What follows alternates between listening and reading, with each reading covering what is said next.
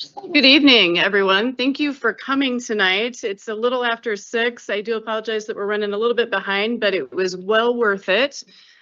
Big thank you to Mrs. Gross for organizing that. I don't think she's in here, but that was incredible. We got to be toured around the building by a group of kiddos, each of us, and they focused a lot on their leader and me and their goals and how they're achieving them. And ooh, I don't need to hear myself the second time. But that was incredible. That was well worth the time and very much appreciated.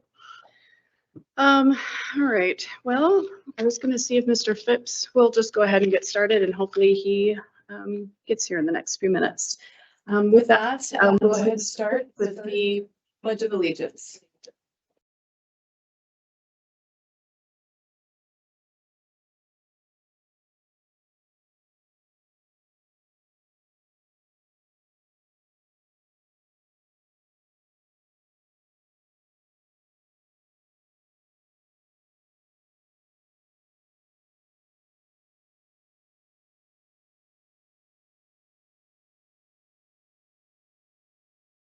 All right, we will start with adopting the agenda. Does anyone have anything to add to the agenda? Madam Chair, I do have an amendment to motion. I'm sorry, do you want to state that again? I didn't understand that. I do have an amendment Okay. I'd like to put on the floor.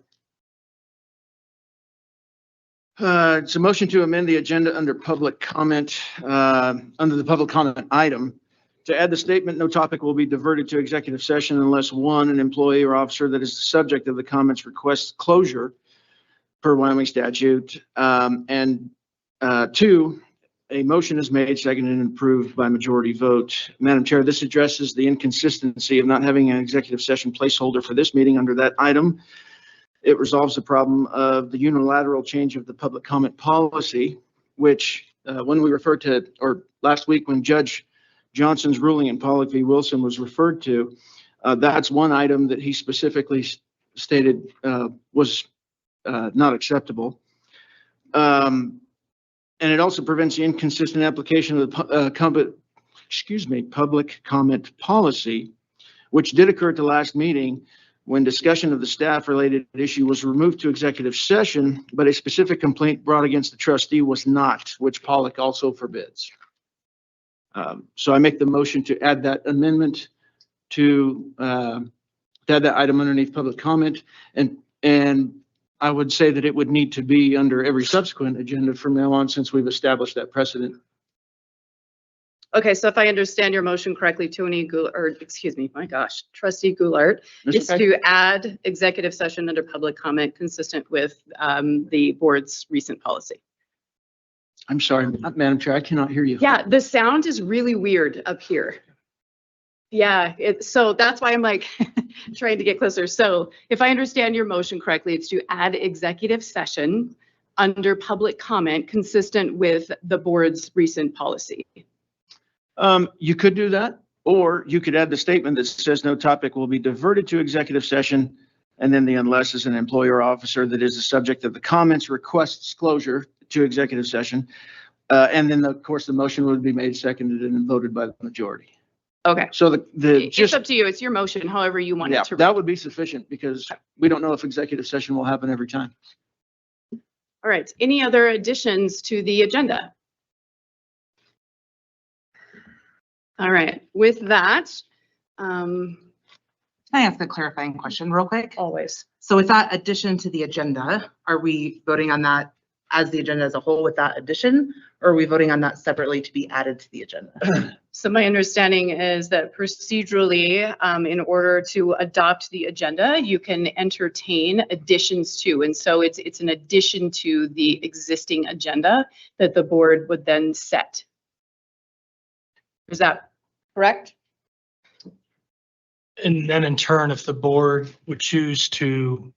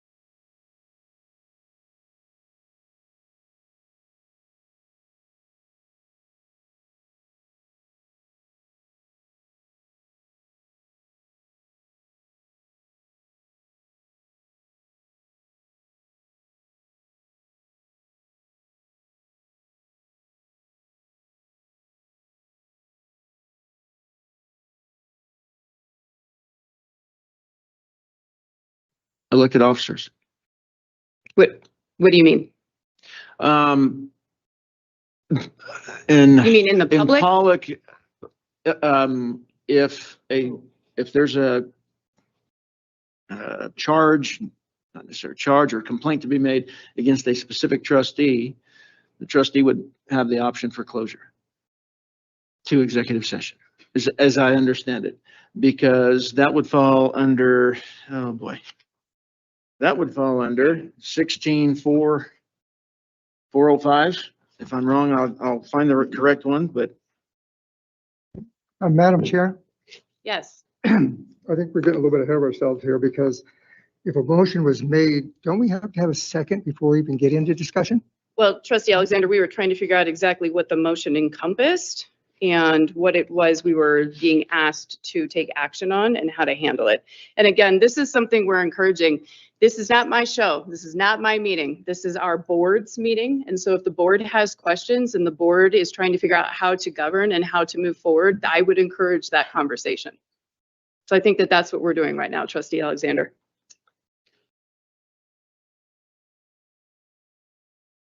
So 4, subsection 4 is national security. So I'm guessing it's not that one. Okay, okay.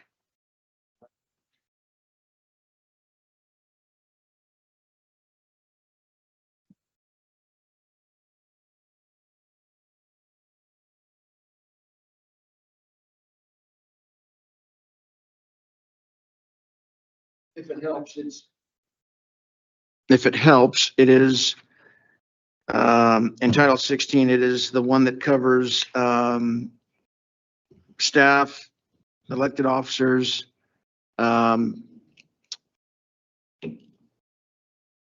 if there are complaints, or it's the same one that applies to the teachers and staff, that if complaints are brought, they have the option to go to executive session. That also covers officers. Okay. And I got to go through about 4 hours of notes. So if somebody beats me to it, that'd be okay. Well, I would have appreciated a heads up. I guess Trustee Goulart said we could have looked into this and not wasted everybody's time. But since we weren't able to do that, I think that we move forward and see if there is a second to the amendment to the agenda. And if so, then we proceed. I did find it, Madam Chair. It is 16-4-405, A, Roman numeral 2. And that goes through the list of all the reasons why public officers, teachers, or employees would be in executive session. And taking complaints would be, charges and complaints is on that list. Okay, so let me make sure I understand. Section 2 is to consider the appointment, employment, right to practice, or dismissal of a public officer, professional person, or employee, or to hear complaints or charges brought against an employee, professional person, or officer, unless the employee, professional person, or officer requests a public hearing. I see nowhere where that includes a board member. Are we not public officers? Can I not read plain English? Right here. Right to practice or dismissal of officer. It's a professional officer, Right to right to practice or practice dismissal. of a public officer. Okay, so if it's right to practice or dismissal of a public officer, then yes, we go into executive. If it's just a complaint, I don't read this to say that we go into executive. Either way, I really think that we need to probably dig into this a little bit deeper. I don't know that it needs to be decided tonight, unless you think that it does for purposes of the amendment just to the agenda. Well, I suppose it might not matter as long as we don't run into any landmines with public comment. Okay, maybe we just address it if it happens. Does that work for you, Trustee Goulart? We can try to maneuver our way through it. Yeah, yeah. Okay, so right now we do have a motion to amend the agenda to include executive session as discussed. Is there a second? Second. Any further discussion? Just to clarify, Trustee Goulart, you read quite a bit. All we are adding is the addition of executive session, not the rest of the language you stated? It's not, actually not the addition of executive session, though it could be. Okay, We would just have to add it consistently every time. correct. But that alone might not necessarily solve the problem of equal application. Right, so you were wanting to include language that corrected that equal application piece, Yeah. correct? Well, and I don't know if there's any language that exists really that's going to correct it every time. I think the procedure is what's going to make sure that we can avoid it. And that would be following that, that we would not be diverted to executive session unless one, an employee or officer that is the subject of the comments requests it, or a motion is made or a motion is made, seconded and approved by the majority vote. I'm sorry, there's no second or there. It's just the and. So those two things would be necessary. And that would be the extent of the comment. Trustee Goulart, are you under the impression that we have to have executive session on the agenda in order for a board member to make the motion? No. Okay. And I apologize for not getting off of this quickly, but just for more clarification. So the person being complained against would have to be present. And my understanding was that was part of the problem with having a personnel complaint, is they have the right to be there for that complaint. So if we have a public comment against someone who is not in the audience, then it would defeat that purpose, correct? And secondly, in order to go into executive session, we always have to have majority. So that seems redundant.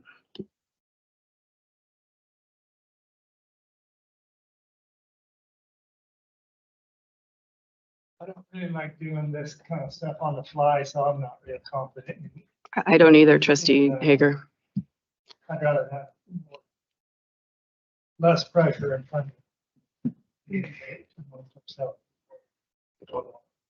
I would agree, Trustee Hager. The agenda's been out since Thursday, and just now hearing about it on the fly in a meeting makes it incredibly difficult to take action and really, frankly, delve into it. Of course. Tony make an amendment. Would you also make a motion to adopt the agenda? Not yet. No, we're not there yet. We don't Just have- the amendment. Yep, just the amendment to the agenda to include this executive session as he stated. Yeah.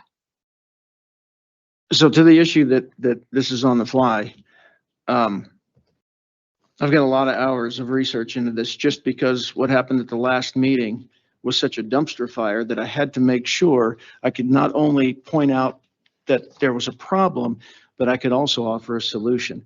So I can assure you, this is not on the fly. This represents a lot of hours taken out of my life since Thursday to even get to this point. So, just trying to make you feel better about that I'm not trying to drop stuff on you.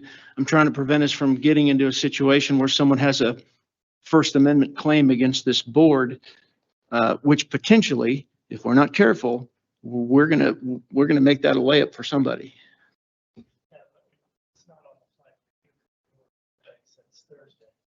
For me, it's on the fly because I've only been able to prepare for about 2 minutes to process it, so. I don't know what you mean by dumpster fire. I've not heard anything about the way that the last meeting was handled.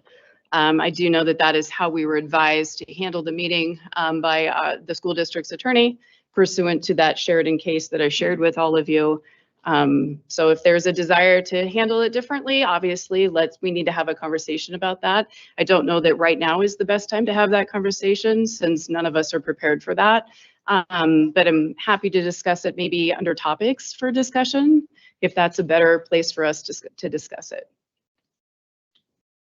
Any further discussion? We do have a motion and a second to amend the agenda as discussed. Okay. With no further discussion, all of those in favor of amending the agenda to include executive session after public comment as discussed by Trustee Goulart, please signify by saying aye. Aye. Aye. All those opposed? Aye.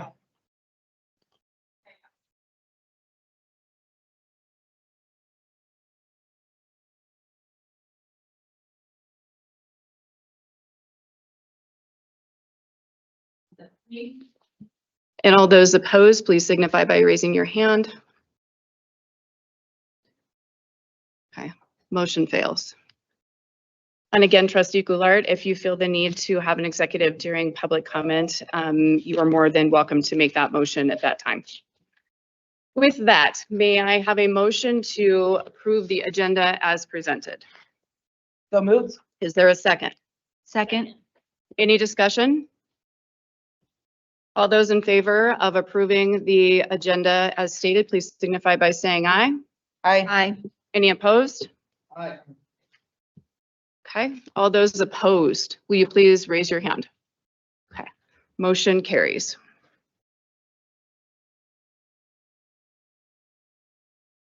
All right, with that, we will do invite Mr. Mike Olson from the Wyoming School Boards Association Area 11 Director up for a board member recognition.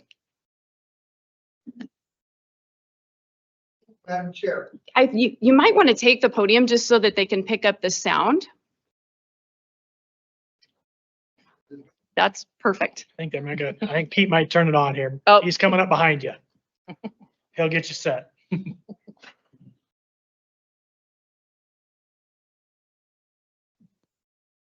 Thank you, Pete. Thank you. Well, welcome for the invitation to attend your meeting tonight.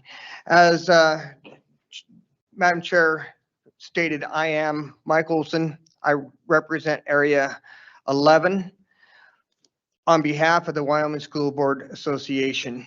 I have the distinct privilege of honoring one of your board members tonight as a certified board member on behalf of Wyoming School Board Association. For those of you that don't know in the audience and the rest of the board, the Wyoming School Board Association is a statewide organization that advocates for school boards across the state and the education of all students in public education throughout the state. In addition to that, Wyoming School Board Association offers programs and services to school board across the state. They offer board trainings, legal assistance with policies and that sort of thing. In addition to that, they give an opportunity for board members across the state to gain knowledge and training to become better professionals, to better serve their students and their communities and the school districts in which they serve. So with that being said, I would like to have a round of applause and congratulate Val Sharp for her recognition as a Wyoming School Board certified board member.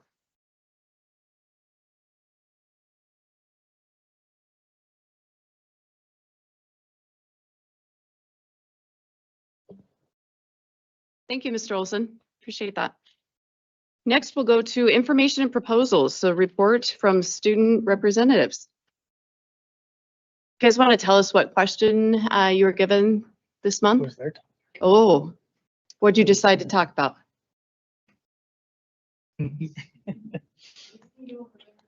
Casey, I want you to go to the podium.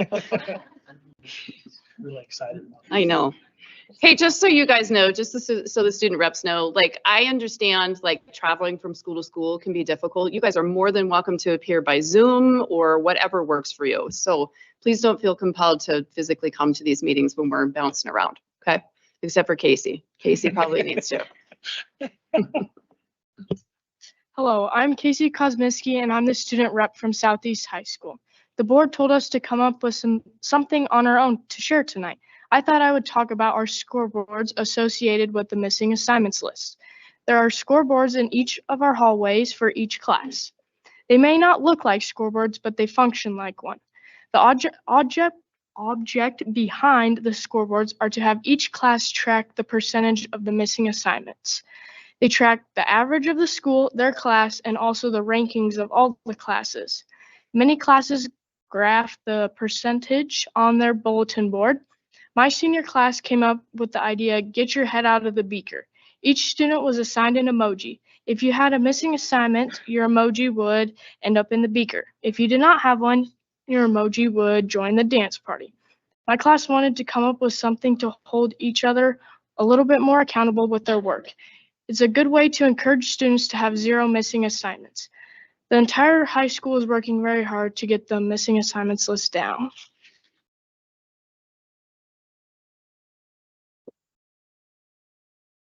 Thank you, Casey.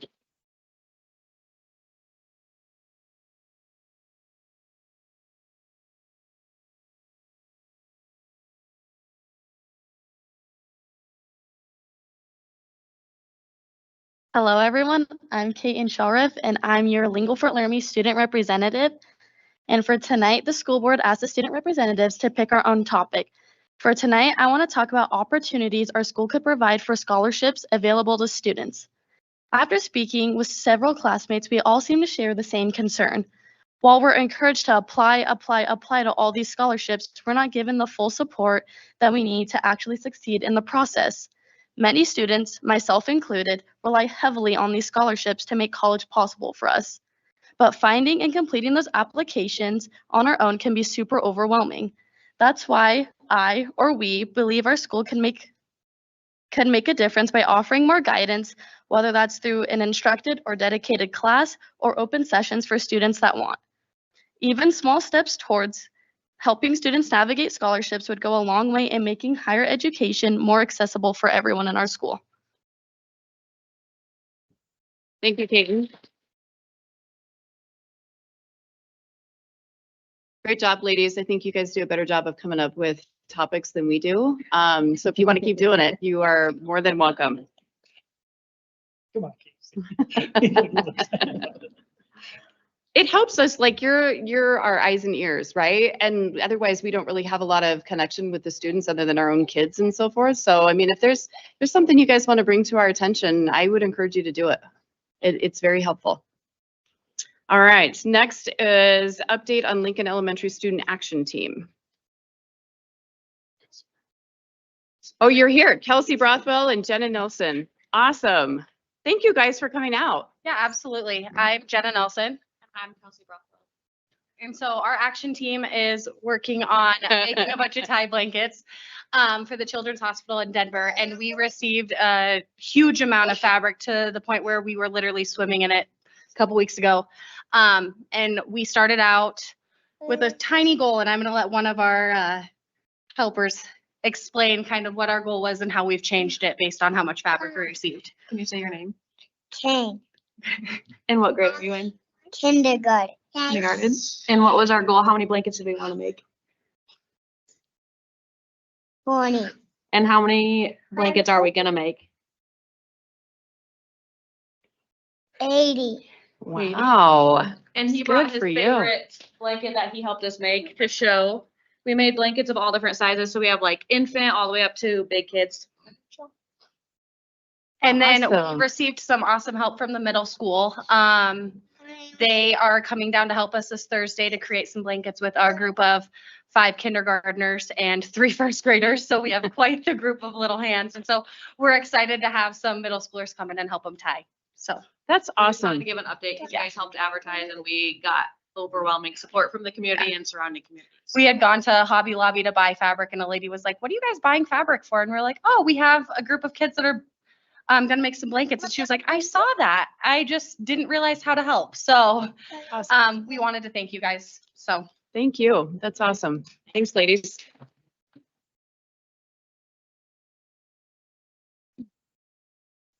Mr. Williams, you're up. Presentation on Southeast schools. I will tell you, Mr. Williams, your students and Mrs. Gross and Mrs. Logsden did an incredible job tonight. Knew Mrs. Gross would, only because she made me say that. She does a great job. Yeah, it was incredible. The growth that we have seen in students through Leader and Me is not just kids. She'll tell you that, but it's not just the kids. The staff members that have truly bought into it, we are seeing some amazing things. So I'm really proud of that. I do want to address something that Casey talked about, our scoreboards. The seniors today had, and the way we're measuring that is we're not tracking the number of missing assignments, we're tracking the number of students with a single missing assignment. Today, the seniors, out of 26 kids, one of them had a missing assignment. We've had one class, our goal is, of course, is 0. We've had one class meet that goal in the 8 weeks that we've been tracking it. That was the 7th graders. They had a week with 0 missing assignments. And we thought 8th grade was going to match that today. They had 0 yesterday. They had 1 today. So 2 classes with 1. So since we started tracking our missing assignments, probably 6, 7, 8 years ago, when I came back out from Lincoln, Mr. Epler and I had a conversation about that. We were like at 500 or 600 missing assignments, 712. And just by addressing that on the daily right now, we're averaging anywhere from 60 to 80. And so the kids, the seniors specifically, I was a part of their meeting when they were trying to choose their scoreboard, and they wanted to put their own pictures up there. And I said, no, you can try your emojis. And we talked about spirit animals and all that kind of stuff. Well, they settled on emojis and stuff like that. But they are doing a great job of holding each other accountable, and I'm really proud of them for that. So thank you. I gave each of you a packet. Hopefully it's there at your spot. I'm going to start with the goals that you guys set for us. Yep. And so we'll just start there with the SABRS. It was SSIS SEL. It's our social emotional screener. You have fall 24 data there, and then you have fall 25 data. We did switch over to SABRS this year. I don't know how well it correlates between the one that we used last year. Our risk, some risk and higher risk are a little bit higher with SABRS than they were with SSIS SEL. I will say that some of that, just in talking to especially the younger kids, they didn't understand the questions. And so we need to do a better job of making sure that they understand the questions and what it is asking them before they answer. Had a couple of younger kids say, oh, I just clicked on this because I didn't know what it meant, so I just clicked. Well, that's okay. So that's learning, and we'll move forward with that. So not a lot of, you can see that there, a little bit of mix between whether the teachers felt like they were as higher risk students or the students themselves felt they were at higher risk. And again, it would be interesting to look at all those questions that tie into those. And so that is something I feel like we need to do a little bit of a deeper dive on. So moving on down the MRA, we did that, if you remember last year, we did that in the fall. We're supposed to do it in the spring. We did not then as a district complete it again in the spring. So our new data will come out this spring. So I have no new data to update you on that. That was the same data that I shared with you last year. Moving on down to 95% of our students will demonstrate post-secondary readiness by taking courses that will make them a CTE concentrator or meet the opportunity level Hathaway success curriculum requirements. We'd like to have 95% minimum. Last year we had just under 91%, and our spring data will come out, or our data will come out in the spring as to where we're at there. Hopefully we are higher, and from what we have seen, it looks to be better. Extracurricular participation. Again, our goal is 95% of kids will participate in something, whether that would be music, art symposium, student council, sports, FFA, any of the things that we offer. We were at 91% of our students last year, and we are at 86.59% of our kiddos this year. So we would like to see that come up. Career and college pathway completers, 100% of students identified as concentrators testing proficiency on an industry exam. Last year we met that goal. 15 out of 15 kids did test proficient on an industry exam, and then we will have more data to update in the spring. 80% of our kids in K-5 testing proficient in reading.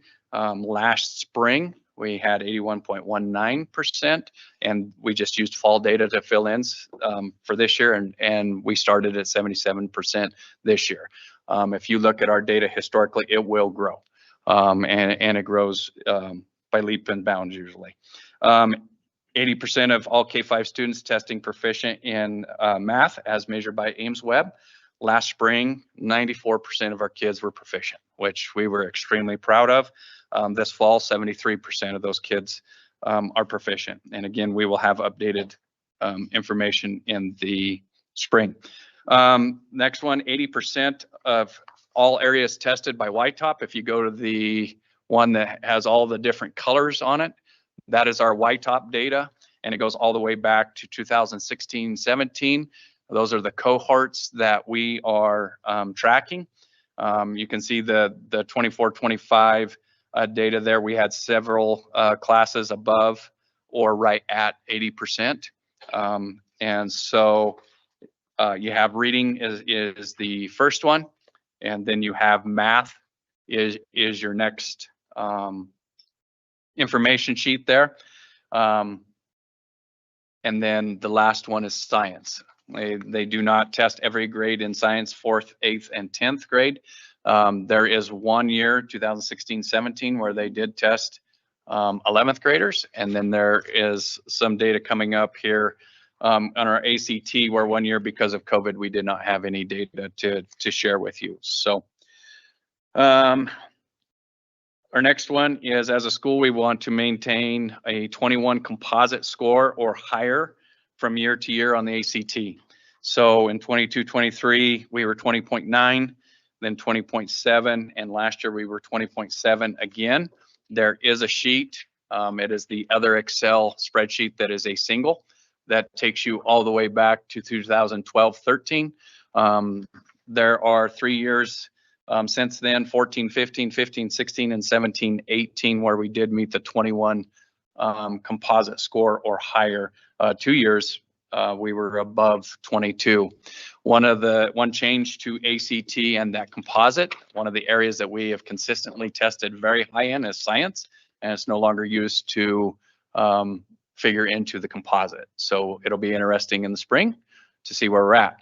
We had a group of juniors and seniors take the ACT, what was that, 2 weeks ago, 3 weeks ago, something like that. We have received initial results back, and it's good to have that information and that practice for those kiddos. So I do appreciate the district offering that opportunity for kids to take that test. So moving on. 100% of students, our goal is 100% of students will graduate every year. We did have 100% of our kiddos graduate last year, and we are on track for 100% of our seniors to graduate this year. Behavior referrals, it is our goal to reduce those from year to year. You can see our stats there.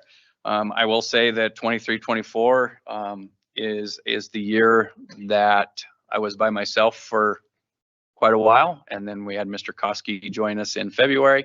Last year was Mr. McSpadden's first year. You can see he's much meaner than I am with all those referrals. Holy cow. I know, I'm joking. Okay. So, and we've changed our discipline matrix, and so we're working through that. Again, this year we're getting used to it. Kids are getting used to it. We have 48 write-ups to date. Average daily attendance. You can see there that we would like to reduce that. Unfortunately, we are trending in the opposite direction by about half a kid per day. And so right now this year, we're averaging about 11 and a half kids gone per day. Student council members facilitating at least 3 K-12 activities and a minimum of 2 additional 7-12 activities. I will tell you, since we switched over to the storm chasers and we added some staffing to that, and we've kind of reconfigured some things in how we ran that, they are doing an absolutely amazing job. Absolutely amazing. Homecoming week was the best. I've been here, this is year 26, I think. It's the best in 26 years. I mean, and I have some pretty fond memories of back when I graduated from here, and I would say it was awesome. Like, it was awesome. I was walking down the hall and just the noise and what you heard coming out of the gym, the laughter, kids having fun, kids helping kids out, kids cheering each other on. It was amazing. So that was one of their activities. They hosted a bonfire as well. They did a haunted house during Halloween in the library, and then at Thanksgiving, they are taking over our annual tradition of the K-12 Thanksgiving dinner in the high school gym. We take every table and chair that we quite possibly own in the gym, and every kid and staff member for the entire school has lunch together. And so that's always a lot of fun. And then they do a lot of activities in there. So moving on down, reduce the number of documented bullying cases from year to year. Last year we had 0 documented cases, and again this year so far we're at 0 documented cases. And then our last one, have 5 or less incidents of academic dishonesty each year. Last year in 24-25 we had a total of 5. And then so far this year, I didn't, when I pulled this data, and I'm not sure if that's changed, Mr. McSpadden, but we had 0 we have 1. Okay, so we are now at 1. So for this year. Okay. Any questions? I know that was quick, but. I might have a couple, Mr. Williams. On the, going back to the screeners and these, I guess the question I would ask you, you know, because you're looking at percentages, but on your end, you're able to that's all we see here is percentages. On your end, those percentages are real names. You know who's being flagged, low, medium, high. Yep. So when you're seeing the results, because you know your kids and your teachers know your kids, does it seem like the screener is coming up with accurate information based on what you know about your kids? Or I think every year there are some kids that are flagged that you're like, whoa, that really surprises me. And I think there's a lot of years where there are kids that are not flagged that you're like, how did they possibly not get flagged? And so I think regardless of the tool, you're always going to have those outliers. Yes. And then the other one was on the referral. Mhm.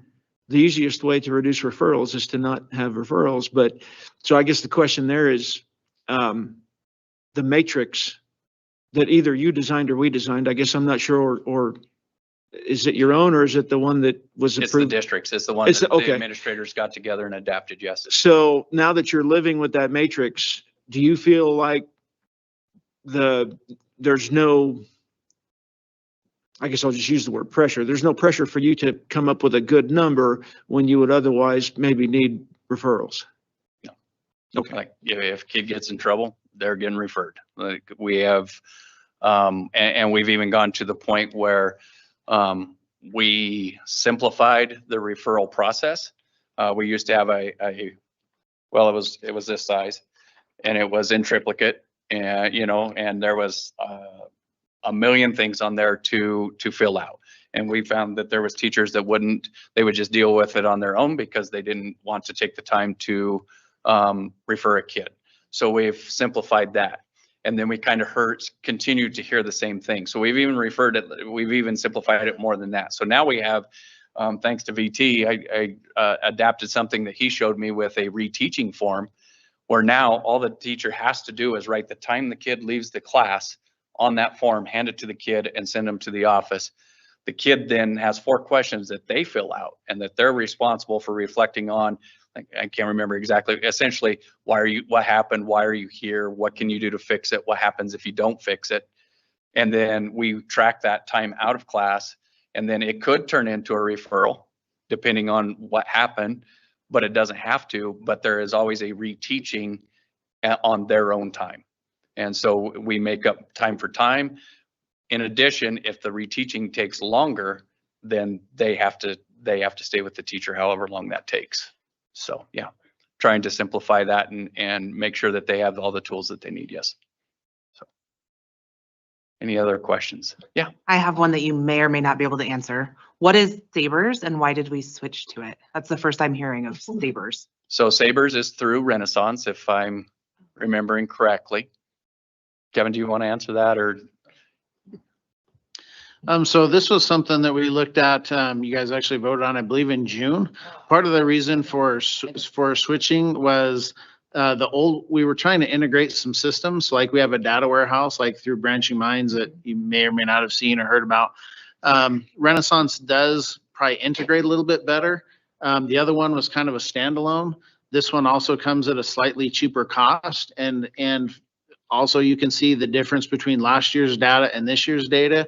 There's both teacher and student ratings. This gives the ability for students, I believe it's 4th grade and higher, or 2nd grade and higher. It's been a while since I looked. 2nd grade and higher, I believe. to rate themselves. So that was kind of good for the counselors and some of the other teachers to be able to see not only how the students rate themselves, but also how the teachers are. It shows both, whereas the other one was only teacher ratings of students. So there's maybe a little bit more accurate, potentially more accuracy or some cross correlation we can do with that. Thank you so much. Any other questions? Mr. Williams, is there anything that this board can do for you or your buildings to help you continue to be successful? How much money do you have? How much do you need? A lot. Just asked if we did our major maintenance today. So yeah, I've got a whole list of things. No. Are there things that you need financially that we need to look into? I mean, I always want to hear that stuff, especially we have salary relations and so forth, but. Yeah, I think as we need things, I think we have a good process in place for getting the things we need. We are hoping that the state will move forward on the cost effectiveness study of our building and give us some answers there and just see where we're kind of in a holding pattern until we receive some information back. So yeah, we're waiting on that. Any spare money you got around, we can always use money, but I'm not desperate either. So not yet. It's not, okay, I'm just going to leave that alone. Okay. Please do. Thank you, Mr. Williams. All right, thank you. All right, next is committee reports, District Policy Committee. Anyone from the Policy Committee want to give a quick report?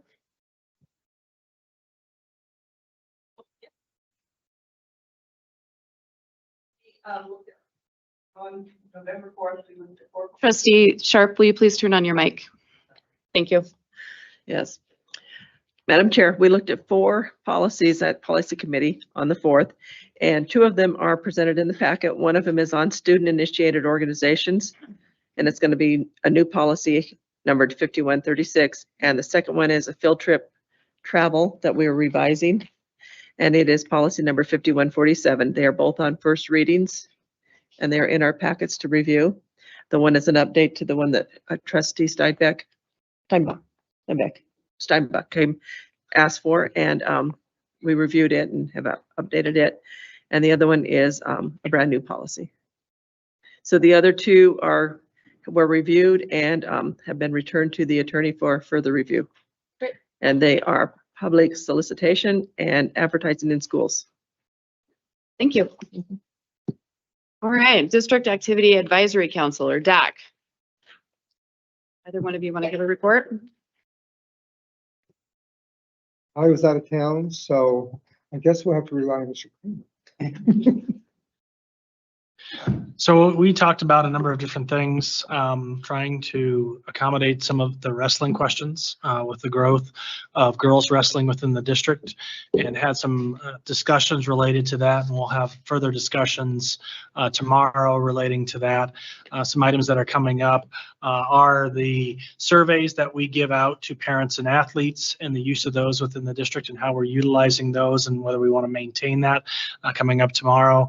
And then we also have some fundraiser questions and activities related to handbooks, and then also postseason travel conversations that we've been having. Great, thank you, Mr. Kramer. All right, next will be public comment. And for those of you who are new, if you wish to speak during public comment, there are yellow forms. Lorraine, are they in the back of the room? Okay, so there's still time if you'd like to fill one out and hand it in to Lorraine. If no one's interested in adding, that's fine. So the first one we have on here is Frank Ahern. Is that how? Ahern. Ahern. All right. Mr. Ahern, do you mind going to the podium, sir, so that we can hear it? And Mr. Ahern, just the normal rules for public comment. It's 5 minutes. You can see it up there. We ask that you be polite and respectful and all the things. And go ahead. I'll try. My name is Frank Agron. I live up here in Torrington, and I just want to express my thanks and appreciation to the staff and students of both elementary schools up there for the programs they put on this morning for us veterans. in Lincoln Elementary and Trail. And I got to Lincoln about 8 o'clock or so, and the stamping was out in front and at the curb and welcoming everybody there. So I got into the auditorium or the lobby out there waiting, and the students began to come into the auditorium, and that's when all of us veterans were allowed to go up to the stage. And we went up there, and I had been to ceremonies like this before at Lincoln, and so it was pretty well as it has been in the past. But we got up there, and all of us veterans were allowed to point out our branch of service and why we're invited to there. I was invited by my granddaughter there, and we passed the microphone around. It was very nice. And so the kids, of course, had the Pledge of Allegiance, and they sang some songs, and then it was just very nice. All of the staff that was there were very accommodating. They were very happy to see us, and I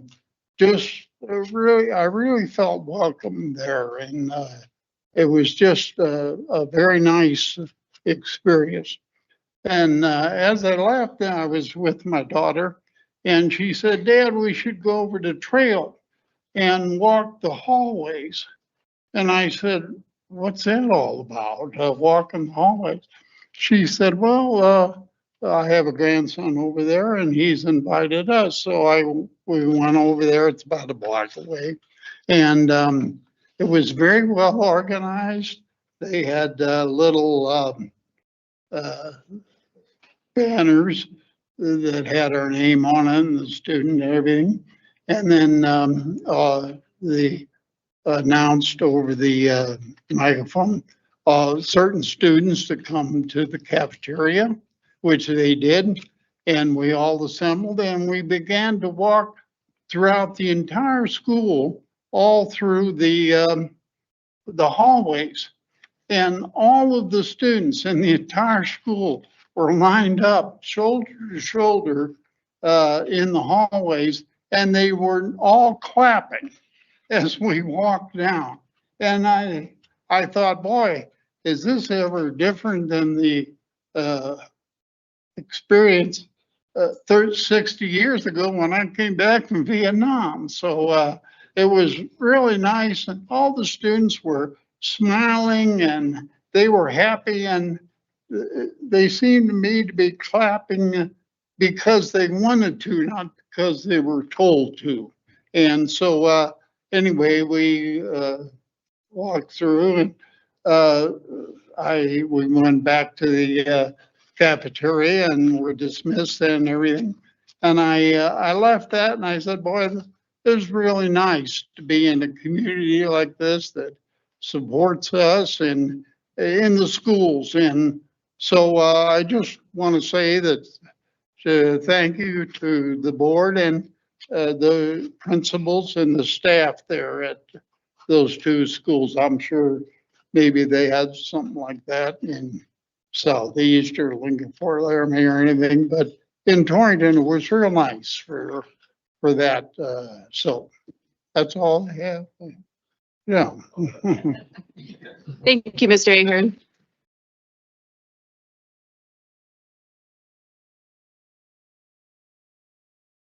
Next, we've got Bob Peterson.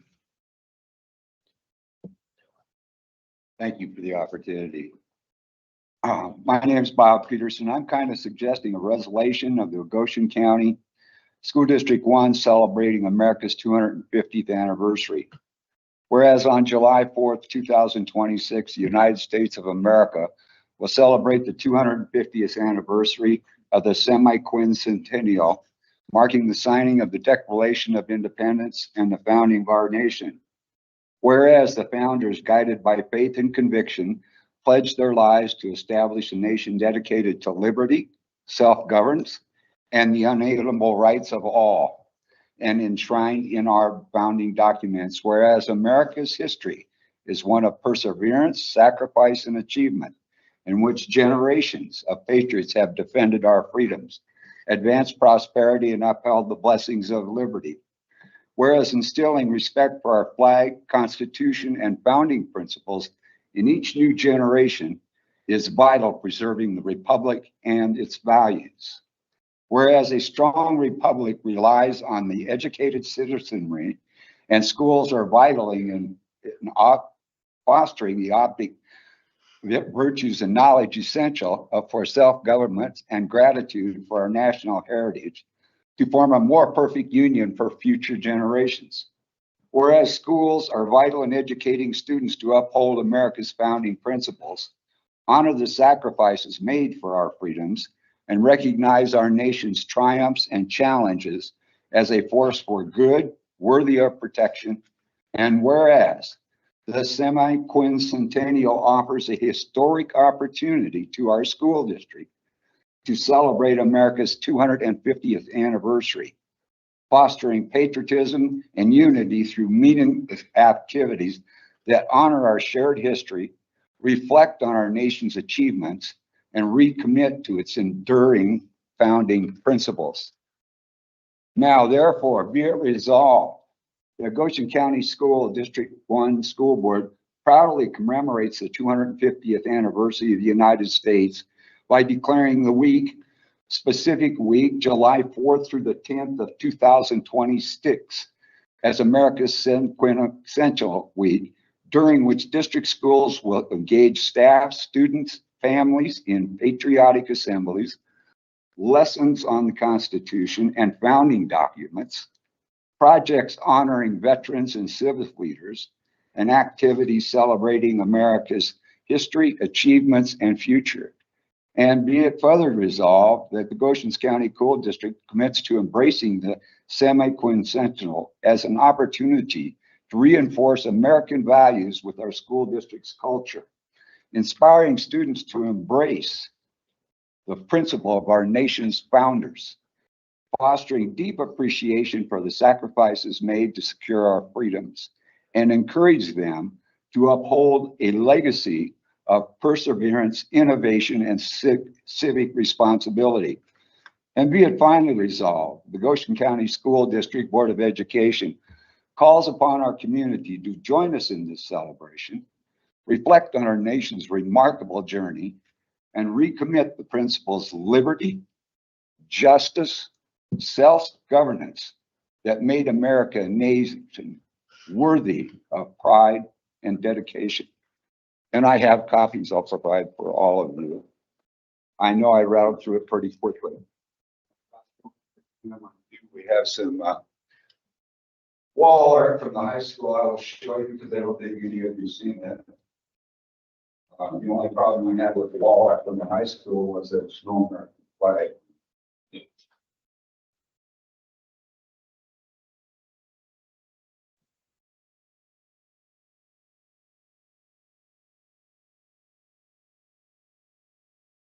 And just at 40 seconds, I am a combat veteran. And I enjoy the fact that people recognize on Veterans Day of what goes on. It's very important.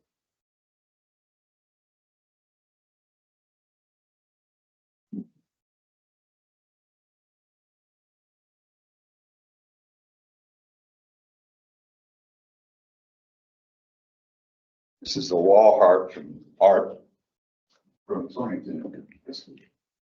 I moved the picture up. So you can get a better idea of this. That's the Caesar Chapa comments. Anyhow, you can see them if you want to here. Thank you, Mr. Peterson. Rebecca Cohorn.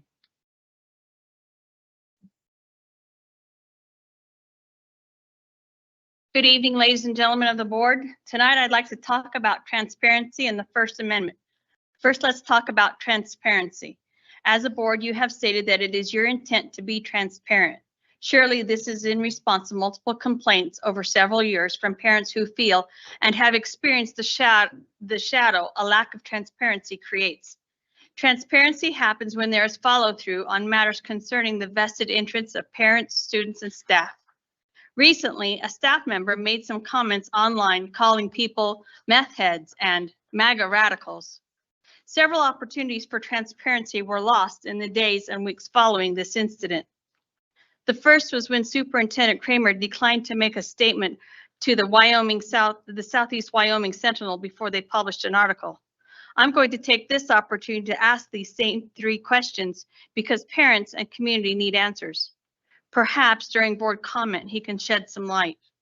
Number 1, does the district have a policy regarding employee conduct on social media when these employees self-identify or are identified as teachers? 2, I've lost a page. Oh, there it is. Has the district reviewed these comments, and if so, what steps are being taken to address these concerns? What assurances can be provided to parents and the community that classroom instruction will remain professional, balanced, and respectful regardless of political or personal beliefs? The second opportunity for transparency is and continues to be this board's use of executive sessions. It takes 5 seconds to state which of the 11 legally allowable reasons is being used every time this board goes into executive session. The third missed opportunity for transparency is occurring tonight. Last month, this board approved spending my tax dollars for an independent consultant to do approximately 10 hours of work. I see no follow-up on the agenda.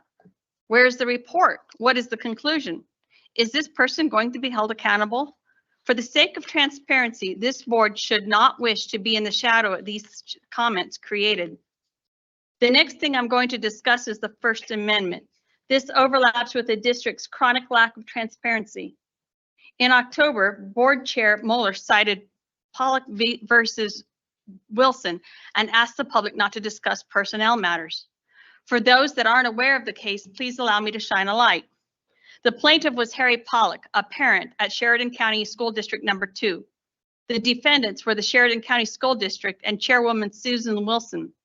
The incident occurred on February of 2022 when Pollock attempted to address the board at the public comments portion of the meeting. He was cut off by Chairwoman Wilson, who told him he could not continue because he was discussing a personnel matter, the superintendent. And then Wilson had him removed from the meeting. The court held that the board had created a limited public forum for public comment and that the board's policy or practice of excluding speakers who mentioned individual students or personal criticism was not viewpoint neutral or reasonably applied. The board violated Mr. Pollock's First Amendment rights. The interpretation of this is that a school board's public comment forum cannot selectively exclude speakers based on viewpoints, either critical or complimentary, without violating the First Amendment. Personnel matter rules cannot be used as a blanket to bar public criticism of employees or officials. Further, Goshen County School District and Chairwoman Moeller's comments about social media drama and citing this case is an attempt to restrict public comments. Allowing someone to speak, but only behind closed doors, is not free speech. A similar case in Laramie County School District Number 1 3 years ago decided that a district could not limit the type of public comment, but could only regulate the sign-up process and the time allotment. Pollock v. Wilson also supports claims and concerns that the board may have a predetermined preferred outcome by at best filtering and at worst restricting public comment, a very bad light to be under.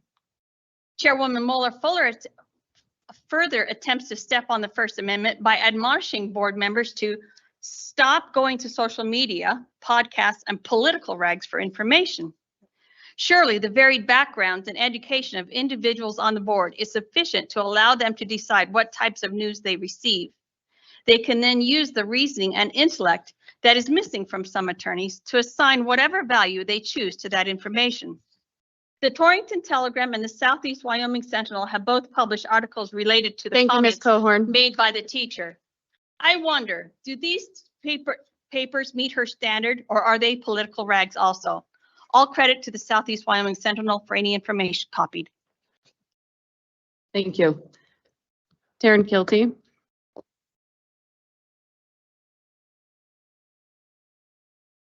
Good evening. My name's Taryn Kilty. I hate public speaking, so I'm like, why in the world did you sign up to speak? But I felt like I just really felt moved to just say thank you to the teachers and the admin tonight that did the Leader in Me stuff. My two kids, I have two kids that go to school here at Southeast, and they're both on the leadership team, and I've just seen how much they've just grown in their confidence, the responsibility, their teamwork. They're coming home and we're having dinner, and they're just like teaching us what they learned and probably a thing or two that their parents probably could take and use. So so I just wanted to say that. And then the other thing is I just wanted to thank the board. I know you guys do so much, and a lot of times it goes missed and you don't get thanked enough. So thank you for all you do. So Thank you, Ms. Kilty. Wait, is that all the public comment? Yep. All right, superintendent's report. Rebecca, I have a copy of your paper so I can answer your questions because I was not able to write them down.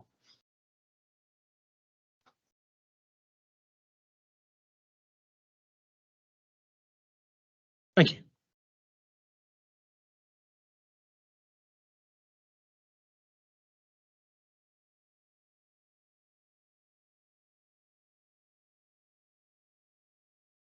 So I'll repeat Ms. Coharn's question. Does the district have a policy regarding employee conduct on social media when these employees self-identify or identified as teachers? Yes, you are aware of that. You've been addressed that policy before. That has been clearly articulated in many situations that you're fully aware of. Has the district reviewed these comments, and if so, what steps are being taken to address these concerns? Policy was followed. Our attorney was consulted, human resources was consulted, and all the appropriate steps have been followed in every situation regarding any employee. What assurances can be provided to parents and the community that classroom instruction will remain professional, balanced, and respectful regardless of political or personal beliefs? We take any and all complaints regarding any staff member and follow policy to the letter in any of those situations at all times. And then we investigate that using our HR department and any appropriate means. And I would love to talk to anyone who would like to come in and talk with me, because that is the way we actually solve problems before spending hours at a time preparing a statement. And that's how we solve problems as a community. But I do appreciate the questions and the opportunity to talk about it because I haven't been given that opportunity. So thank you for opening that. Next, student enrollment. Let's see if I can share the document.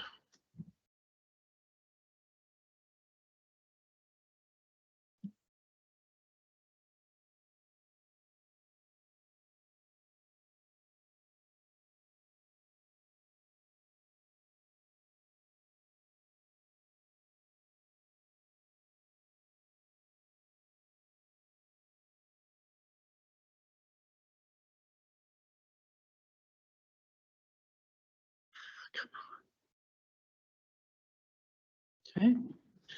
Average daily membership.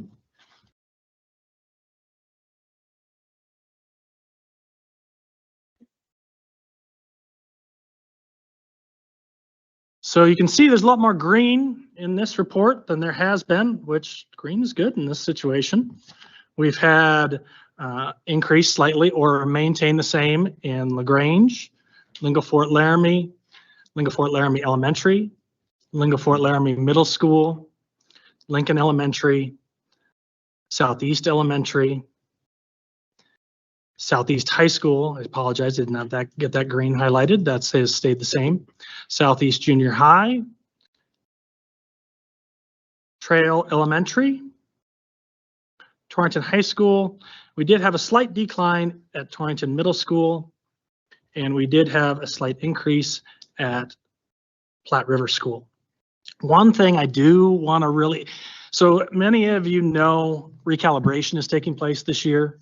Something that all members of the public should be aware of at all times, and how some of the proposals can impact us. Currently, and I'm just gonna, I can go on a long tangent, I'm gonna try to keep it short. Currently, we are funded on a 3-year average. So that kind of reduces any valleys or mountains that we get in enrollment. You can see when we go back here for the last 4 years, we can see that we are at 1,634 students. The next year at that time, 1,611. Next, 1,591. And now this month, 1,554. I also, you'll see that was shared with the board, and I believe it was at our budget meeting in March. Ms. Kate, you'll have to correct me. She gave us the average of those 3 years and how we would be funded, and found that we would not have any situation in which we would be reduced in funding because of that 3-year average. One of the proposals that is being heard by the recalibration committee and will be heard at the legislature is to remove that and only fund on the previous year's enrollment. I can understand the thought process in some ways around that. My fear is that this could impact us pretty dramatically, as we've been steadily having a decline. And you'll notice, you might ask why. One of the things is our enrollment numbers at our lowest grades, people in our county are having less children. That is a fact. We are having less kids enroll in school at the lower grade levels. It's declining every year. And so that is an impact for us that we're trying to absorb. We've reduced some of the number of teachers that we've had at certain grade levels at the lower level, maintaining as much consistency as possible in the class sizes. But we've been able to mitigate that because of the 3-year average. It's not a dramatic drop off where, oh my gosh, we're going to have to reduce 3 teachers this year. My concern is, and it's not just a concern for us as a district, but districts across the state, where you have even more variability in enrollment because of large manufacturers closing or coming in, industry changing dramatically, where that 1 year could mean we have to have 10 staff members. And I've been in that situation in a previous district that didn't have that type of funding formula that allowed for that consistency. And you had to make such a drastic move in 1 year. It doesn't allow the board to make long-term planning or the business manager to be in a situation where we can comfortably reduce, and we'll come up on a way that we've tried to mitigate that also by early retirements. Anytime you can go without filling a position versus reducing somebody in force, that saves your culture an immense amount of work. And so that is the most important piece. And so I would really encourage you, as more conversation takes place regarding recalibration, because there's other concerns other than that one, but I wanted to point that one out as we're talking about enrollment. Any questions on enrollment numbers or the recalibration piece that I just mentioned? Go for it. You can always add much more than I can. Well, the other piece that I want to share is that we were privileged to be able to receive our funding based upon the 3-year average. If we go to the prior year, this initial year is going to be an even greater clip, because we're going to see coming from, and I can't quite see that, but hypothetically 1650 going to 1597, each student is worth about $17,000. Thank you, Ms. Gates. Superintendent Kramer? I was wondering, is there a chance I can get a copy of this? Absolutely. Because I'm very interested in it, and I will be listening to all those recalibration videos that they're going to be doing. There's some very interesting proposals that, you know, and some of it is, some of it is helpful. Some of it would make some things a lot easier, and I appreciate those thoughts also, but there's some things that it requires a lot of conversation, and my concern is there's a lot of conversation happening within groups, but not necessarily with a lot of people on how it might be affecting, especially with board members. And I think that board members asking those questions and asking either Marcy or Kevin or myself, what does this look like for Goshen County? Because you're going to hear different things, and it is going to impact different districts differently. That's just the way it is. We're going, but there's some big things within the formula that are pretty important, and to have a great deal of knowledge. So thank you. Yes, I am very interested. I just had wanted to do it all in one group. Oh, awesome. So I let him get through it first. Thank you. No, thank you.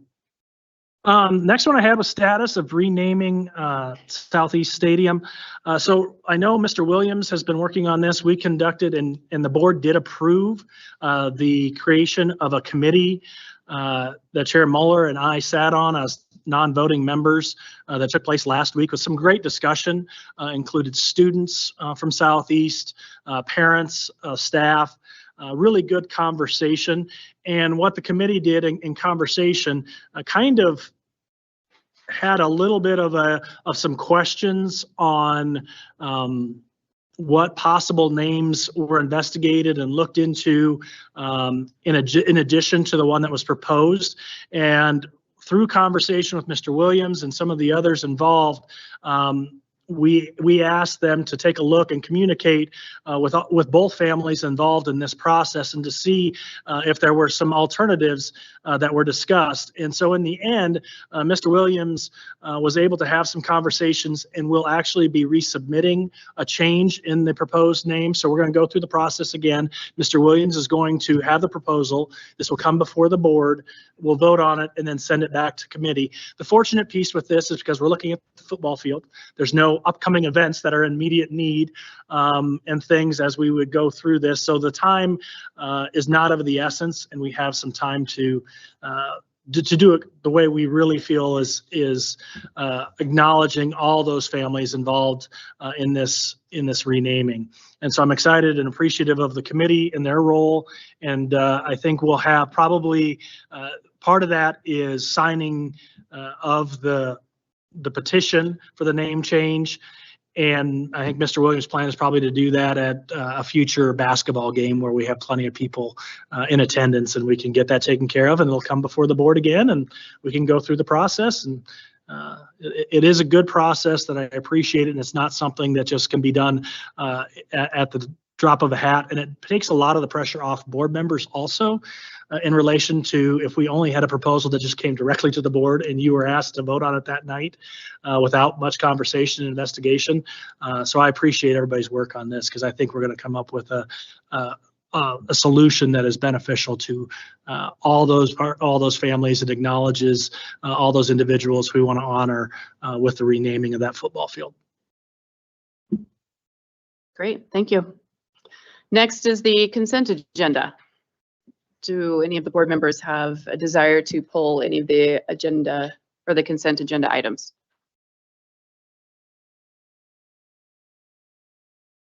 All right, with that, I would entertain a motion to approve the consent agenda. I would move to present this consent agenda as presented. Thank you. Is there a second? I'll second. Any discussion? All those in favor of approving the consent agenda as presented, please signify by saying aye. Aye. Any opposed? Motion carries. Casey, if you need to go home, go home. Okay. It's a school night. Next, we have old business. And the one topic for old business is consider requesting written legal opinion on a personnel matter. Is there a motion? I move that we consider that request for a written legal opinion. Is there a second? I'll second. Is there any discussion? Trustee Goulart, do you want to expand on it since I believe this was your, sorry, Trustee Steinbach, but Trustee Goulart, do you want to expand on your request? Well, We could do this a couple ways, because I suppose we need to tread lightly just because so much of this is wrapped up in executive session. But I could ask the question or go through the questions and in such a way that it will be sanitized, if that would help. Are you asking me how to present your motion? Is that what you're? Well, So I suppose we can't use names, right? We need to be very respectful of the laws surrounding personnel. But other than that, I believe you can present your motion without violating that. Well, let's try it this way. Has Okay. everybody had an opportunity, everybody on the board had an opportunity to read those 5 questions? I forwarded all the 5 questions to all of the board members and the accompanying email that was referenced. And I'll just say one more thing before you answer. Those questions, while they did stem from a specific issue, I think they're broad enough to where they are answers that we ought to have to those questions going into the future for other issues that may come up. I'll try to make, I guess, my statement about Trustee Goulart said, speaking of stuff that was in the session, but at base value on these questions, I guess I can't see how they weren't already answered. So I don't know, with them already being answered once, I guess through, everyone likes to use the word transparency. I guess I don't know what good it would do. Because if they were answered again in written, well, then what are we going to do with the answers? Or legally, what could we do with them?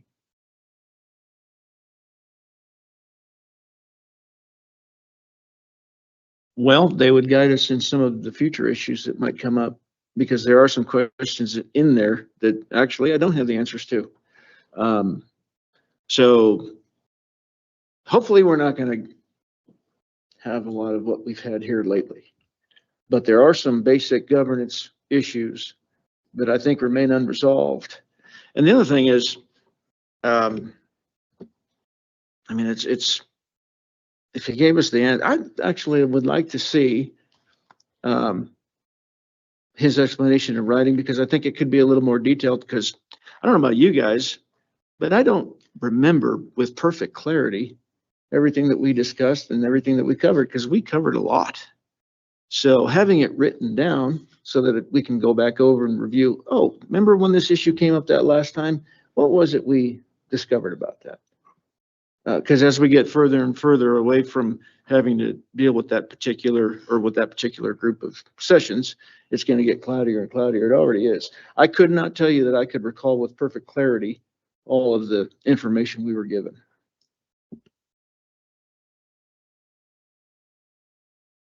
Trustee Goulart, do you understand that if the school district's attorney prepares a legal written opinion for the school board, it is protected by attorney-client privilege?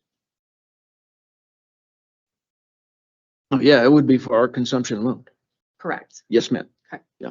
So I will be very frank with you. That's my concern, is things have leaked out of this board that shouldn't, and I don't trust that attorney-client privilege will not be waived. And I don't trust, I don't want one board member or 2 board members, however many, waiving our attorney-client privilege for the entire board. I do not trust that. The other point that I would make is we had over 3 hours with the school district's attorney to answer these questions repeatedly. Everyone was offered the opportunity to ask those questions, and we keep talking about, taxpayer money. Well, who do you think paid for those 3 hours? The taxpayers. Asking an attorney to prepare a written legal opinion is quite expensive, to say the least. And so I do have concerns about what's the point. This particular matter has been resolved, and I'd like this board to move forward. Any further discussion? Yeah, I would like to Trustee speak on this as well. Yes, please. It seems like we are trying to restrict a board member's accessibility to the attorney. There are several on this board that have full access anytime, that they want to. And it's never brought before any of the other members of the board. In fact, many times other members of the board have no idea that the other board members had access to that attorney until later down the road, or sometimes we even read it in the newspaper. Saying that everybody else can have access to the attorney, but one trustee cannot get his questions answered is, I think, restricting his rights as a trustee of this board.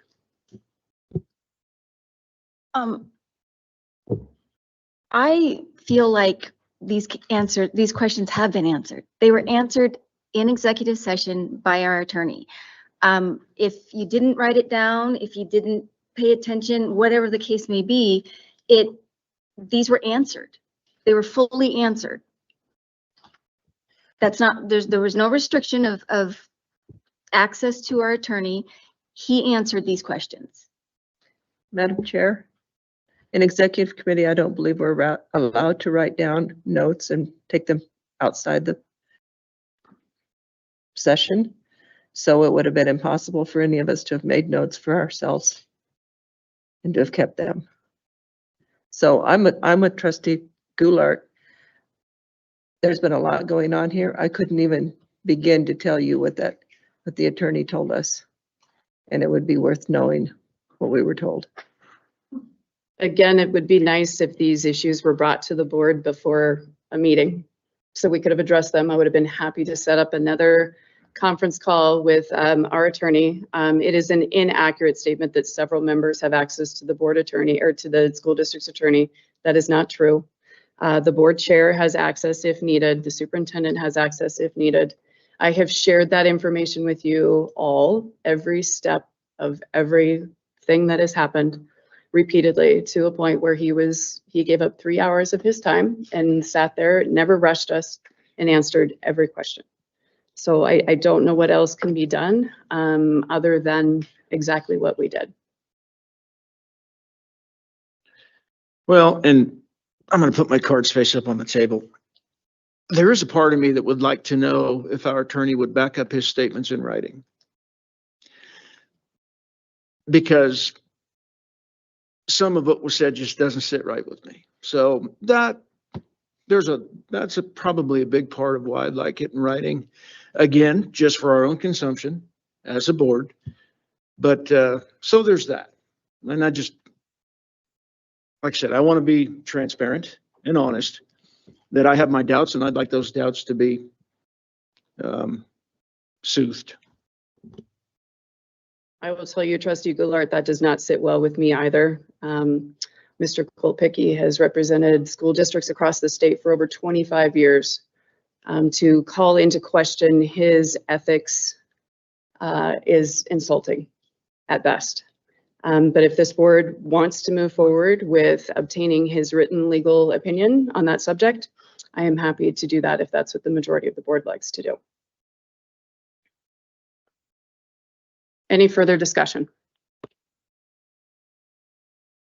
All those in favor of requesting a written legal opinion on personnel matter, please signify by saying aye.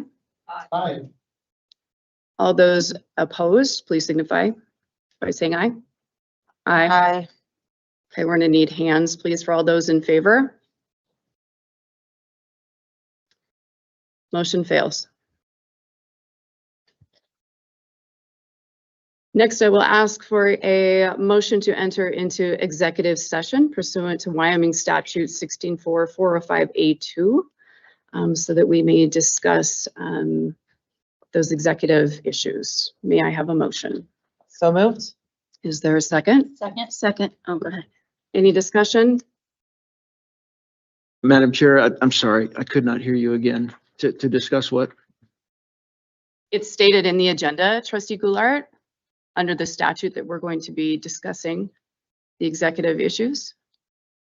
Madam Chair, I believe just listing the statute is not sufficient information for us to go into executive session. we need to know the reason why.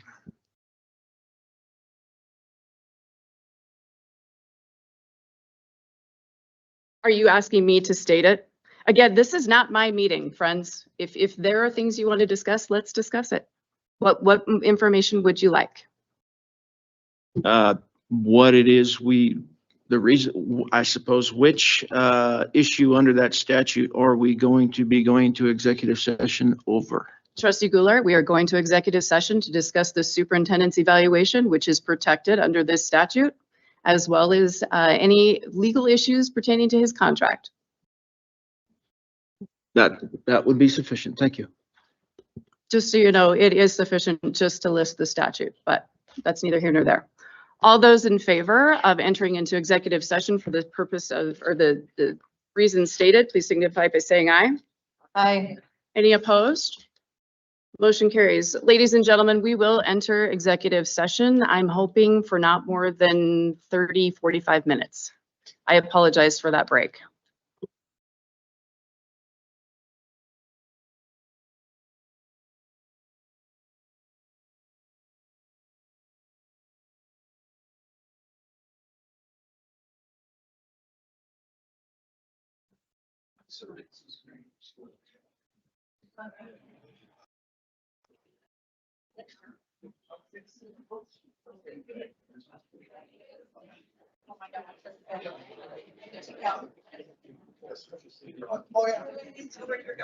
No. Restroom first. I need that. I can't.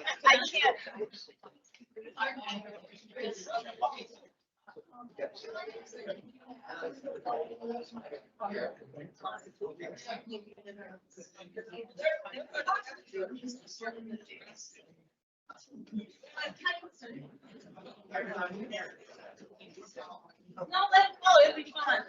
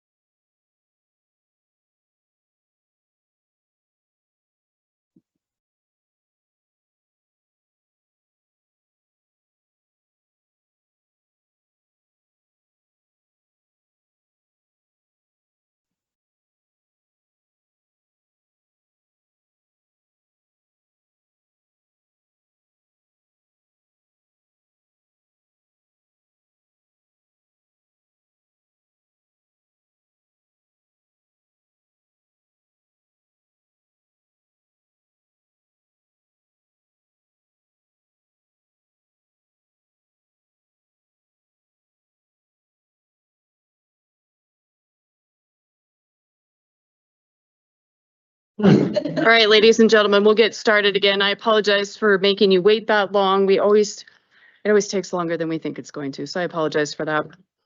With that, we will move on to new business. The first item is consider approval of adding the 27-28 school year to the superintendent contract for Mr. Ryan Kramer. May I have a motion? So moved. Is there a second? Second. Any discussion? I have one thing to add, Madam Chair. Because I don't want my opinion on this to be mischaracterized. Mr. Kramer deserves to know that I cannot support the contract as it is written. I believe it to be incomplete. That is the only issue I have with it, and I didn't want that no vote to be mischaracterized in some other way. Any further discussion? Trustee Chairs, do you mind addressing why we have a TBD for the salary for the superintendent? You have the most experience, and I feel like you have a good explanation for that.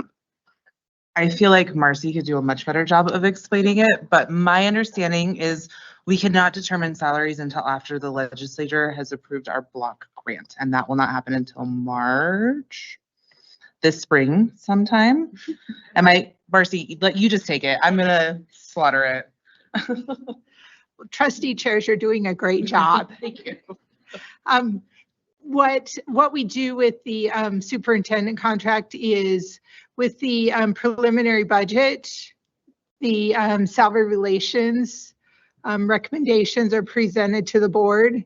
And following that, the superintendent salary is then, and as I view it, that's the one salary that could be construed as being negotiated.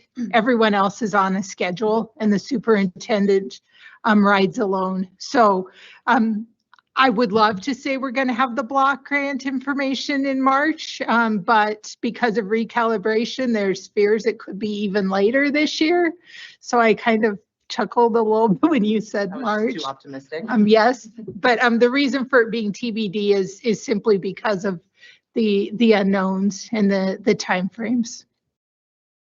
And historically, that is how the district has handled this contract, correct? That's been the way this one has been handled for the last 17 years. Yeah. Okay, thank you. Any further discussion or questions? All those in favor of approving Mr. Kramer's contract, please signify by saying aye. Aye. Any opposed? Motion carries. Next is, I'm sorry?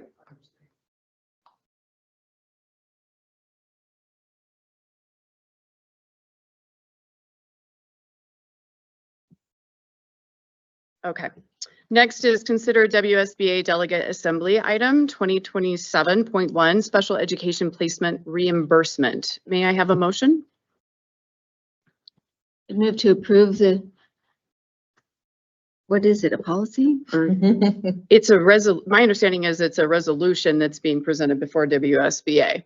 So what is happening, just so the board is aware, is our WSBA delegate will go to the WSBA conference in a couple of weeks, a week, whenever it is. Thank you. And so what this is the board is directing our delegate how to cast her vote at the conference. Does that make sense? Okay. So if you have specific questions, obviously Trustee Sharp is our delegate and can answer those questions. So we have a, Trustee Steinbach, do I understand we have a motion to approve the resolution as presented? And so what this is it's directing our delegate to vote that way. Does that make sense? Okay. So do we have your motions clear? Yeah. Okay. No, you're good. You're good as long as everybody understands it. Can we have a second, please? Second. Any further discussion? Or any questions for Trustee Sharp on this particular resolution? I do have a question. So on the one, okay, so it says that we'll move from an annual to a monthly basis for reimbursement of students placed outside the district. Is it only for student placement outside the district, or is that from a yearly to a monthly reimbursement for all special education? From what I understand, it was from placed outside the district. Okay, so the other reimbursement will remain the same. To my knowledge. That's correct. Trustee Sharp, have you had like conference calls to discuss these resolutions or education? We have not had conference calls. What I have had, you sent out. Okay, so the information I distributed to the board Is exactly what I received. Okay. Yes. That's a little disappointing, to be honest. It is. Yeah. Okay. Any further questions? I did do a little bit of digging into this, Madam Chair, just to try to understand what these issues were about. And like so many issues, these have two sides. I just don't feel like I have enough information to go either way.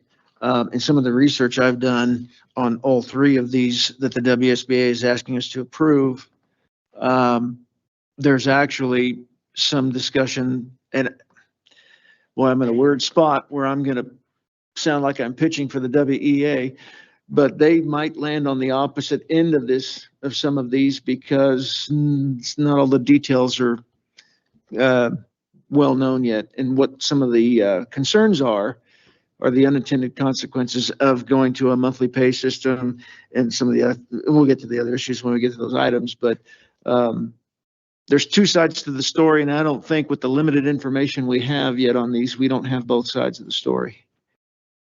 Unfortunately, Trustee Goulart, this is the only information that we have available. I think Marcy could shed a little bit of light on that, on how it affects Goshen County and current funding. Perfect. Madam Chair, members of the board, what presently is happening with out-of-district placement is that we have to budget for this item. If we don't have the need, we don't budget for it. If a placement happens mid-year, then we're in an issue of having to use contingency or carryover to cover this placement, of which we receive in monthly installments the following year. So what this is doing is this is helping those districts that don't have carryover to cover those costs. This is helping those districts so that they're going to see a monthly, same year, kind of live, if you will, reimbursement back of these funds. That we're fortunate because we do have a carryover, but an out-of-district placement, for instance, when I'm looking at the bills, we could have one student cost us $40,000. That is a lot of money to go into a budget with the unknowns of that kind of a placement. So in my opinion, this is huge, and this would be very powerful for very small districts as well as mid-sized districts. Yeah, and keep in mind too, this is just helping to guide WSBA as to how they are going to lobby. This is not us actually voting on what's going to happen. Does that make sense? Yeah, it's just a lobby. Any further discussion? So with that, all in favor of directing our WSBA delegate to vote in favor of 2027.1, the special education placement reimbursement, please signify by saying aye. Aye. Any opposed? Motion carries. And one abstention. Oh, and one abstention? Okay. I apologize. I need to get in a better habit of asking that. So next is considering the WSBA Delegate Assembly, item 2026.2, which is considerations for individuals charged with certain crimes. Again, this would just be directing our WSBA delegate as to how to lodge her vote at the WSBA conference. May I have a motion? I so move. Is there a second? Any discussion? Madam Chair, I would just like to note that in our board packet on our agenda, it actually says action to be taken, and it says to consider WSBA's recommendation. But if you look back in your packet on page 66, you will see that the WSBA Board of Directors did not make a recommendation on this. Yeah, so it was worded super weird. And so it was like, Yeah. how do you put it in an agenda for us to take action? So I know that all of you Yeah. can read. And so that's why it says action to be taken is to consider Okay. whether or not we pass that. Okay, So I just I wanted to appreciate make that sure clarification, but yeah, it's people a understood weird that. way to. The WSBA took a position to not take a position on two of the Exactly. three. The first one, they were in support of. The second two, they didn't have a position either way. Yep, exactly. I just wanted it to be clear to everybody. I assumed everybody had read the packet. That's my bad. Any further discussion? Okay. I'm sorry? No, I'm fine. All those in favor of directing our WSBA delegate to lodge her vote in favor of Delegate Assembly Item 2026.2, considerations for individuals charged with certain crimes, please signify by saying aye. Aye. Any opposed? Any abstentions? Aye. Motion carries. Next is consider WSBA Delegate Assembly Item 2026.2, termination hearing timelines. Again, this would be directing our WSBA delegate. May I have a motion? I so move. Oh, sorry. Is there a second? Thank you. Any discussion? All those in favor of directing our WSBA delegate to vote in favor of Delegate Assembly Item 2026.2, termination hearing timelines, please signify by saying aye. Okay. Any opposed? Aye. Oh, I'm sorry. That's okay. I was opposed. Okay, so we have one opposition, two oppositions, and any abstentions? Aye.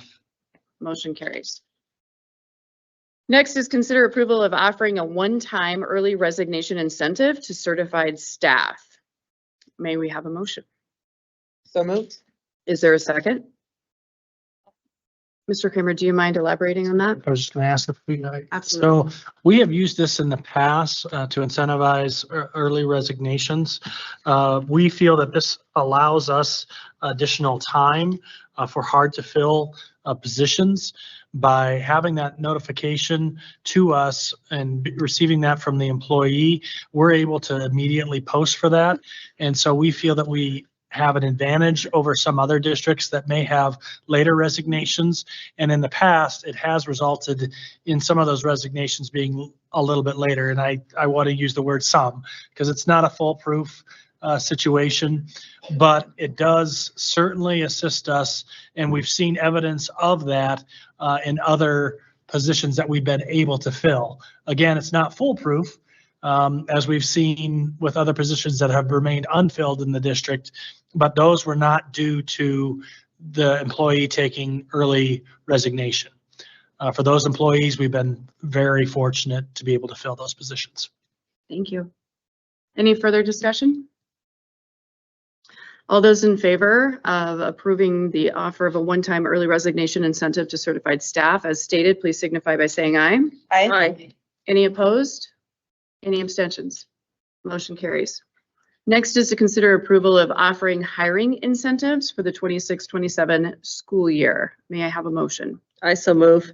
Is there a second?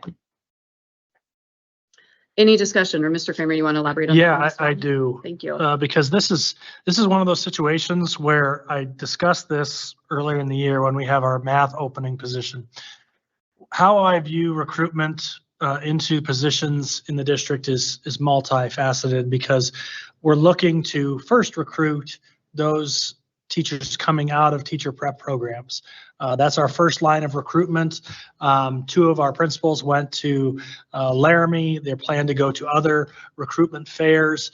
And that's the ideal situation, that we find somebody who is looking for a position and takes one of our open positions. Unfortunately, as the pool has shrunk in a lot of our positions for various reasons, that's harder and harder to really be confident that that will happen. So as I've said before, and I don't love this in any stretch of the imagination, but quite honestly, to be transparent, I want to steal somebody from other districts. Mm-hmm. I want somebody else's teacher right now in Goshen County. That's what I want, and I need to incentivize that. I have to incentivize that, because that's the only way I'm going to fill that position. Now, that doesn't mean that starting tomorrow that you go straight to the maximum amount of a incentive to attract those individuals. It means that you stagger it. You try to evaluate it based on those individual positions that we know are hard to fill. There are some positions that we have that will not be hard to fill, that will not require incentives.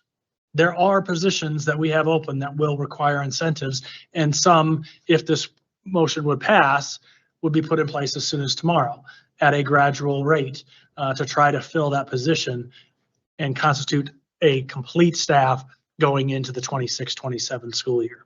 And so this requires some trust from the board in myself working with Holly Lara, evaluating the position, evaluating where we're at on the timeline, evaluating if that position has been previously opened and what we can do, or evaluating too if there's transfer requests within the district that we've already found and are those positions coming in that we can fill those. So those all play into that, but unfortunately in this situation, I need to have kind of a broad scope to be able to work with to attract the best possible candidates for these positions. Madam Chair, I just have a couple of questions for Mr. Kramer, or Superintendent Kramer. On the 15,000, the incentive, higher incentive up to 15,000, is that, you talk about it being a scale. Is that a scale over the position, or is that a scale out into 2 or 3 years? Both. That was my question. I wanted. I've seen that. What my goal is actually to make it a 3-year payment. That's so exactly that the number I had in mind. Yep, we have it spread over that time. The amount that we incentivize that with will vary based on where all those factors, but my goal is this is where we pay it. And Marcy comes into that conversation also in what's conducive to payroll, what's conducive to budget, all of those things factor into how we lay that out, but it is not a one-time payment. So thank you for that question, because I forgot that point. So thank you. Any further discussion? Madam Chair. Yes. Just one other item to elaborate with both of these incentives. They were discussed in salary relations, and it was a consensus of salary relations to bring those forward to the board. Thank you for that. I always forget about that, Marcy. Any further discussion? All right, with that, oh, go ahead. No, mine's kind of not too serious, but I was thinking, I always try to compare stuff to football because I don't know, it's just what I like. But when Mr. Kramer explained that, to me, it sounds almost like the paid the transfer portal in college sport. Basically, spot on. Yeah. If you're the quarterback, you get the big bucks. Right. Yeah. All right, all those in favor of approving offering a hiring incentive for the 26-27 school year up to 15,000, please signify by saying aye. Aye. Any opposed? Any abstain? Motion carries. Next is to consider approval of Power School Student Information System subscription renewal. This is in the total amount of $72,653.75. I understand this is contingent upon Power School's cancellation of the district's contracts for Unified Insights / Analytics for the current school year. May I have a motion? I so move. Is there a second? Mr. Kramer, did you want to add something? I was going to have Mr. Derby reference that just to explain it a little bit more so you kind of know what's going on there. So essentially, the cancellation of the Unified Insights, we kind of ended up with 2 data warehouse platforms, and we had entered into an, unbeknownst to me, that was prior to me taking this position, a multi-year contract that we literally have not used that product for a year now. So they came back with this deal of, hey, well, if you do a multi-year subscription on your student information system, we'll let you out of the contract on the other deal. So essentially, we're paying money to save money, I guess, if you will. So, and obviously we've used, I can't speak to how long we've used Power School, but as long as I've been in the district, so a long time. So I guess over 20 years, and that there, I would probably, if I was a trustee, ask it, well, are we risking the same thing happening? Even with the product, Even though it's not a perfect product, nor there is, I don't believe is one with a student information system. I am not in any way, shape, or form concerned with that, because just the training alone to bring teachers on board to bring a new student information system, I don't want to deliver that message in any way, shape, or form, because that is something that would not be pleasant, and we have no intention of doing that.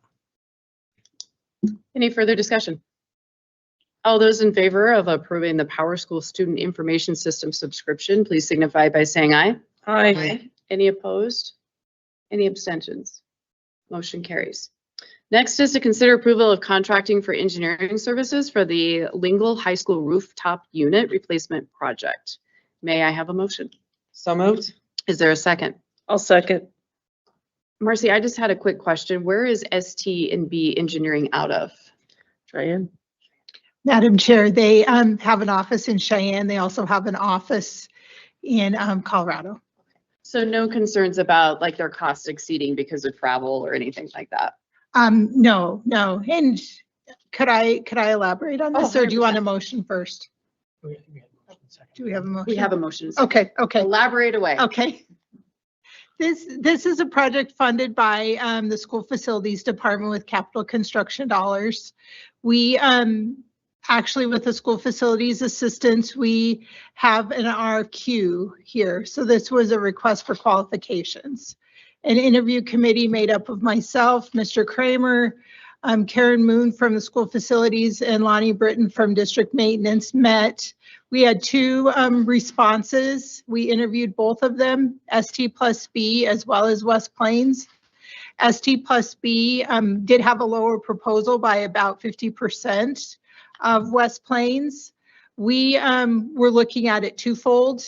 ST+B has the potential to provide us some additional options aside from just a like-for-like reconstruction, which we thought was very important. Our intent here is to get cooling into the gyms at Lingle and be able to then move that forward into the other schools. So it's not, I mean, just right out of the gate, it's not like for like.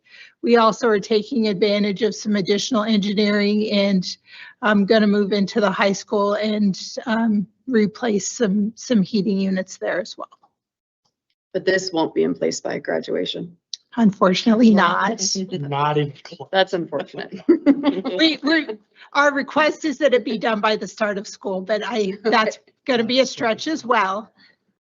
Any further discussion?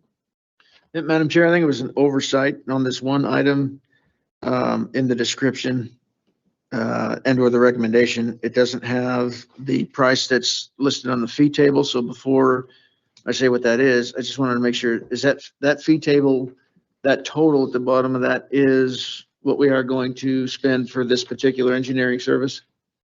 That is the total for those items. There is the potential that we could see some adjustments. The thing that I ask you to recognize is that this was not a request for proposal. So we were not coming in here looking for the cheapest option. We were looking for what we thought was the best engineer. It just so happens that the proposal we received in this scenario was $59,000. West Plains proposal was $101,000. Marcy, can you briefly explain why this is different than our other major maintenance projects like the auditorium and gym? Why this is completely separate and different, and why this also comes from a different money stream too? This is professional services. And when you look at state statute, and I believe there were questions on that last month when we were talking about the legal fees. When you're dealing with professional services, we are not obligated to the low bidder. State statute specifically allows that. When we're going out and looking at qualifications, you're not looking at price. You're looking at who's going to give us what we're asking for with the best services at the most competitive timelines, references, all those kind of things. ST+B has done a lot of work at the University of Wyoming. They spoke very, very highly of them. Their construction administration was very positive. Their presentation spoke a lot about interviews and providing options versus just like for like. The other thing is that this contract is actually going to be approved by the state construction department. The Attorney General will sign the contract, as will Mr. Kramer. This does not come in any way out of Goshen County School District general fund or major maintenance. This is money that was legislatively earmarked for this rooftop unit project at Lingle High School. This was deemed as one of those, they call them a component level project, that based upon the condition, this rose to the top of the list. And so to paraphrase, Marcy, the board is being asked to approve the process that you went through with this committee in determining that the company met those qualifications, right? Because you're not asking for a money or a specific monetary, right? This is just that committee did what they're supposed to do and confirmed that this company was qualified.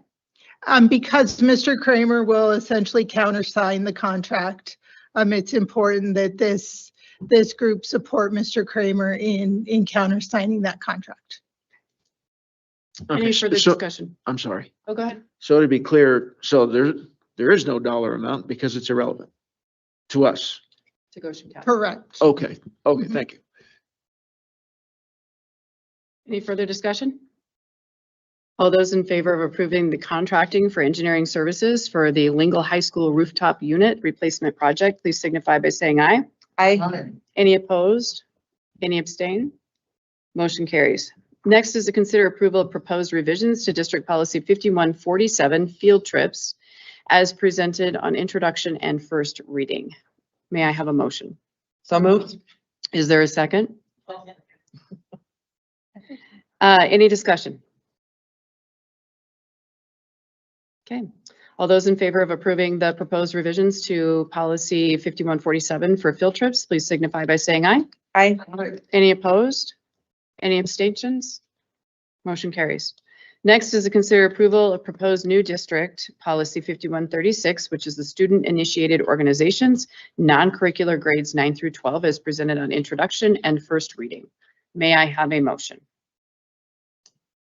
So moved. Is there a second? Thank you. Any discussion?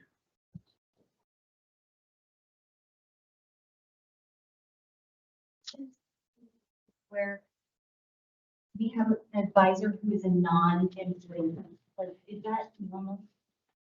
No. Well, yes and no, because we've had coaches that are not teachers or other staff members, but they are hired then as a coach and required to get licensure. This is one where we've had discussion in policy committee, and it was a good discussion around what types of things, how do we want to support that? What happens if we don't have a staff member who's not interested, but we do have a community member who is interested? Do we say, nope, sorry, you can't have that organization? So what the committee came up with was a format and a form and an acknowledgement where there is a process for vetting those individuals who would apply for that, to where there is some actionable pieces that we can take to review background, and then also where they're acknowledging accountability for overseeing that too. And that's important. It's tough because we're, again, just as we've talked about with coaching, we're needing the community more and more outside of our teachers and full-time employees to take on those roles. The same probably applies to some of these student organizations also. And one more question about that. So what have we done in the past? Like, have we just not had organizations? They just started. Okay. And no oversight, no name.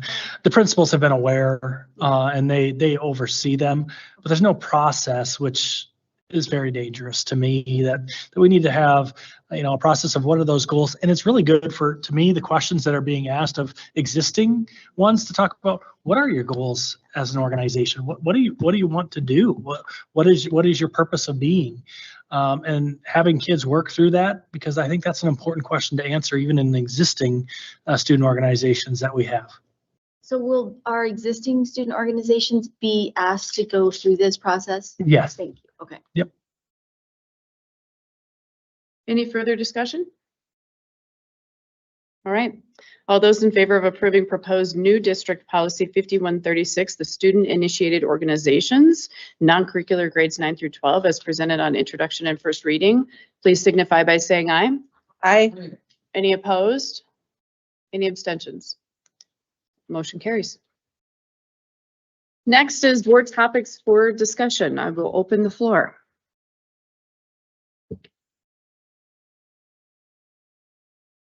Madam Chair, I do have an item that needs our attention if I could.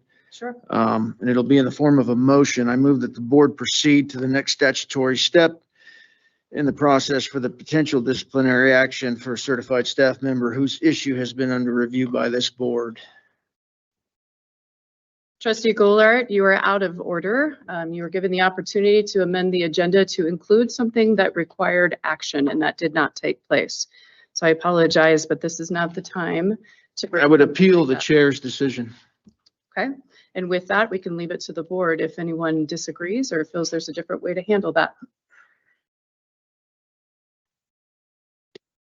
Is there a specific time when you can only make a motion?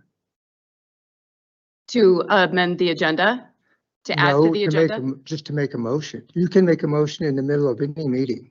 Sure. Sure. My understanding was adding an agenda item to take action. Did I misunderstand, Trustee Goulart? Well, I can read it again. Yeah, will you please? Okay. And I apologize. The sound is super weird where I'm sitting. And I apologize for having to read it, but I got to make sure I get the verbiage right so we don't. So the motion is to move this, or for this board to proceed to the next statutory step in the process for the potential disciplinary action for a certified staff member whose issue has been under review by this board.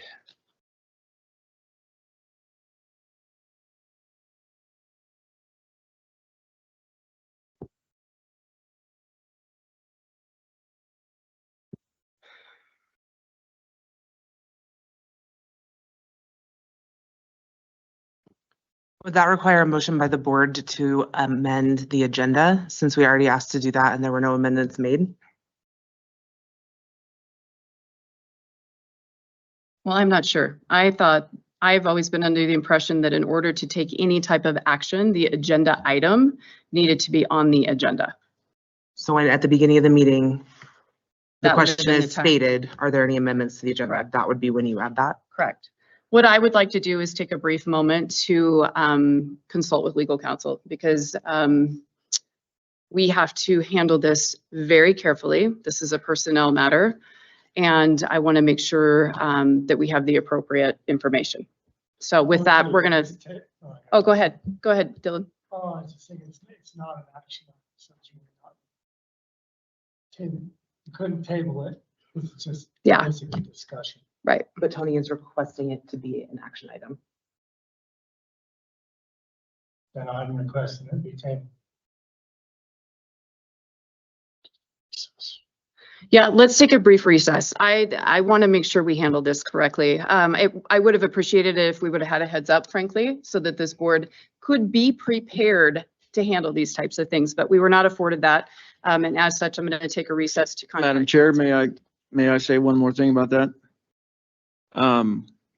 That is one thing I do recall from what our legal counsel shared with us, was that this was the next step. So. No, Trustee Goulart, my point was I was never afforded the opportunity to address it, to put it on the agenda, to discuss how to handle it ahead of time. So I don't appreciate being blindsided, but I am going to take the opportunity to contact legal counsel. So with that, we will be in recess.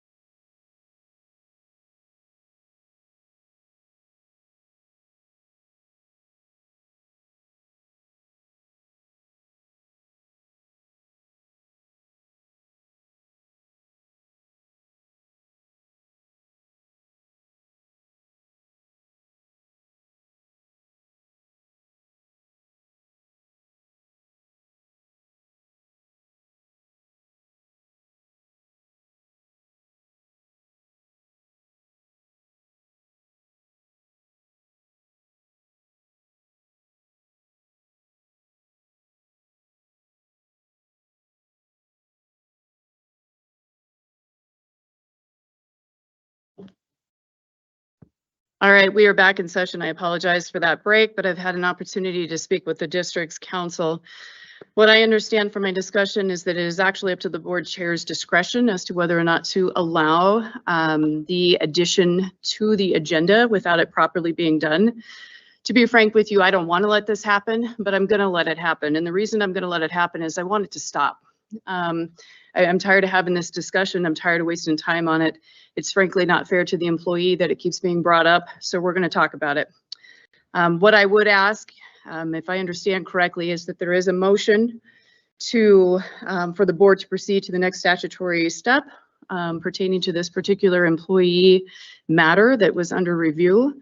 What I would ask, though, is that the motion be amended. And the reason I would like it to be amended is I would like this board to waive our executive session to allow the independent consultant's findings to be disclosed. If we're going to be transparent, let's be transparent. Okay. Would you like me to, can I add the amendment to that? You can add that amendment if you would like. Okay, so the amendment is to release the findings of the independent counsel that we authorized at the last, or 2 meetings ago, I guess it was. The amendment is to waive our executive session protection to discuss the independent consultant's findings. Yes. So yes, I would ask that that amendment be added to the motion. The amendment is for the board to waive executive session protections pertaining to the independent consultant's findings. Are we allowed to do that? To amend a motion? No, to let information come out of executive session? We are. It is our privilege held by the board. The board would have to agree to waiving it. Madam Chair, what's the consequences? There are no consequences. It's our privilege. So if we as a board agree to waive it, there are no consequences. So right now we have a motion pending with that amendment. Is there a second?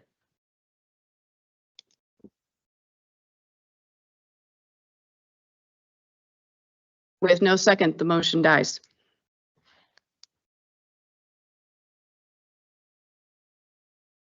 All right, are there any other topics to be discussed by the board?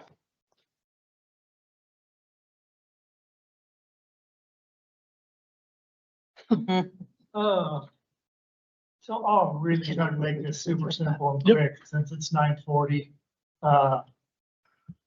And I'll just be frank, I probably won't do a good job about it. It'll probably be super confusing, might be, I don't know, take it how you want, really care at this point.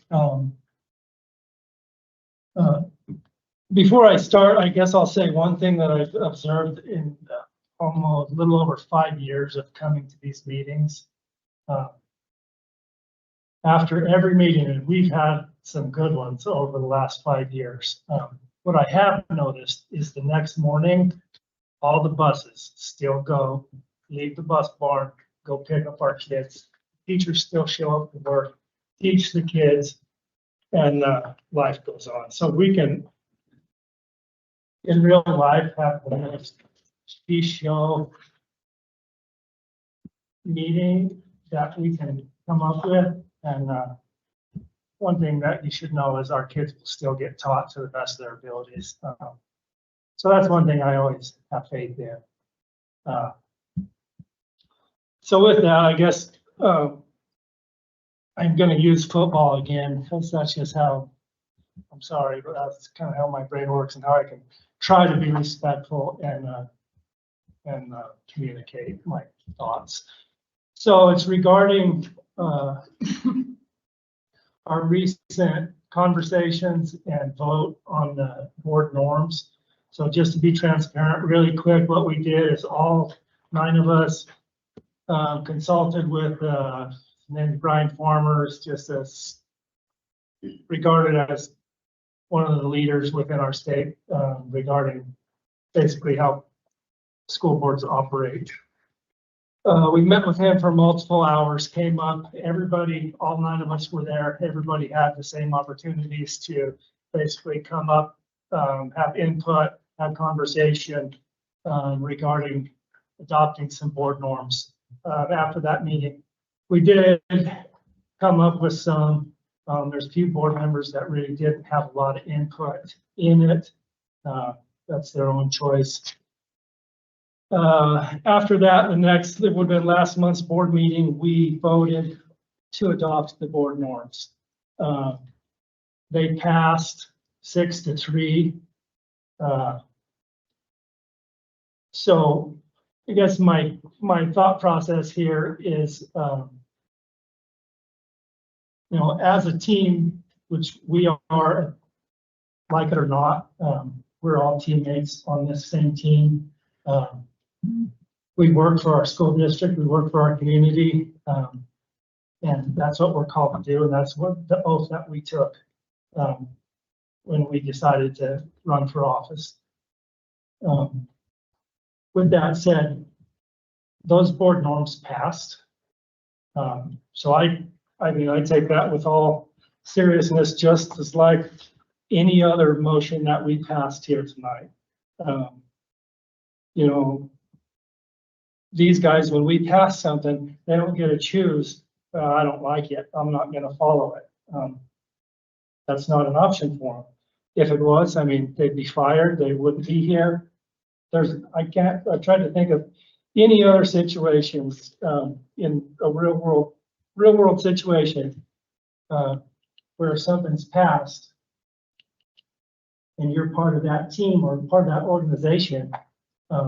If you don't follow that, there's consequences with every single one of them. I mean, plain and simple, you're going to be fired, you'll be put in prison, you'll be divorced, all kinds of things. So I guess what I need to know, and to be frank, anybody that's been on the team, it doesn't have to be a sports team, but just so you kind of know where I'm coming from, I'm trying to be the best teammate I can be here. It doesn't mean that I'm going to be your friend.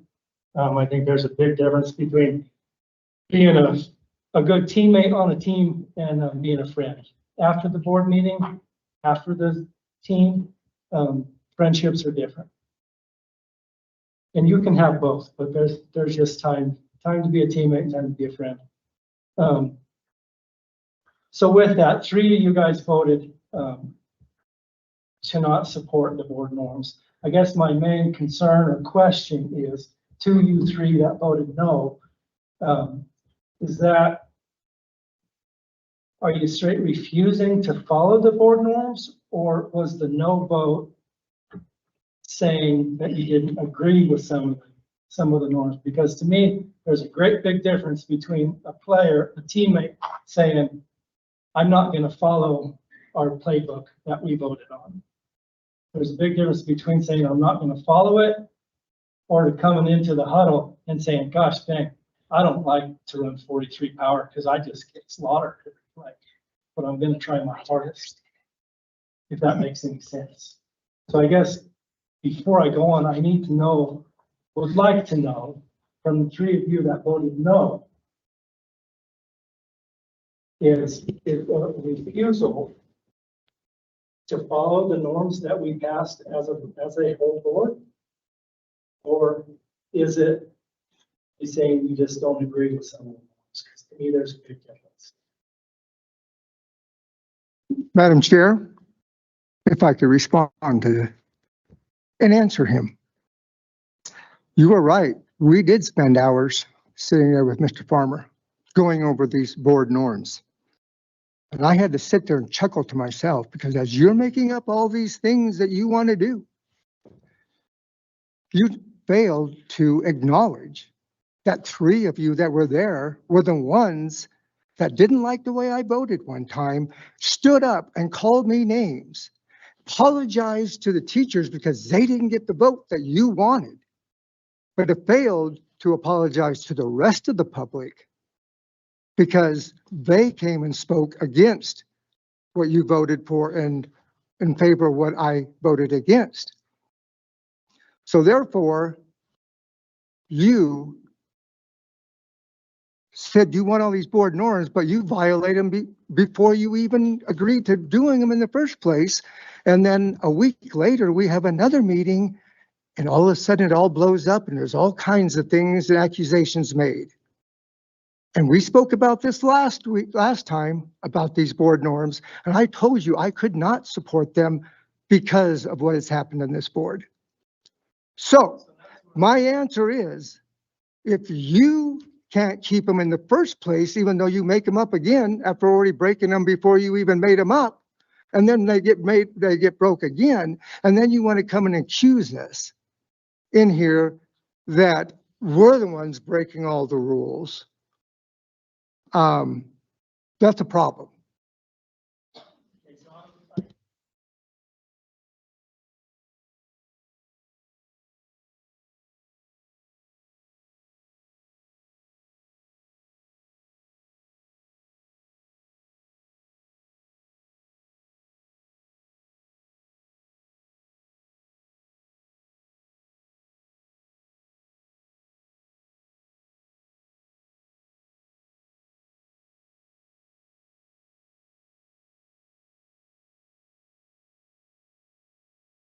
Voted as a whole, as this board, we agreed that these are the norms that we're going to follow. Doesn't matter about the past, about how if you don't like them, if you don't, understand them, if Johnny broke it 10 years ago, I don't care. I can say I broke it. Well, that doesn't really matter. What matters to me is as a teammate, we voted on it and it passed. So my question is, when it passed, as a whole, the board as a whole passed it. So it's like, are you going to follow what the board passed? Or are you going to be defiant about it? And no, that's my question. Okay, well, my question is, you apparently didn't like some questions that were asked tonight. Are we supposed to do what you like, or are we supposed to do what our constituents ask us to do? No, we're supposed to, I'm asking this simple question. Are you going to follow what we passed as a whole? Does that mean I can't speak out or ask questions that you don't like? It has nothing to do with that. Why? What are you calling us out for then? Because you voted no on something that we passed as a whole, that we all agreed upon, that how we're going to act. So just like anything that we passed tonight, some of the stuff we passed went, what was the votes? I mean, 8, they weren't all yeses.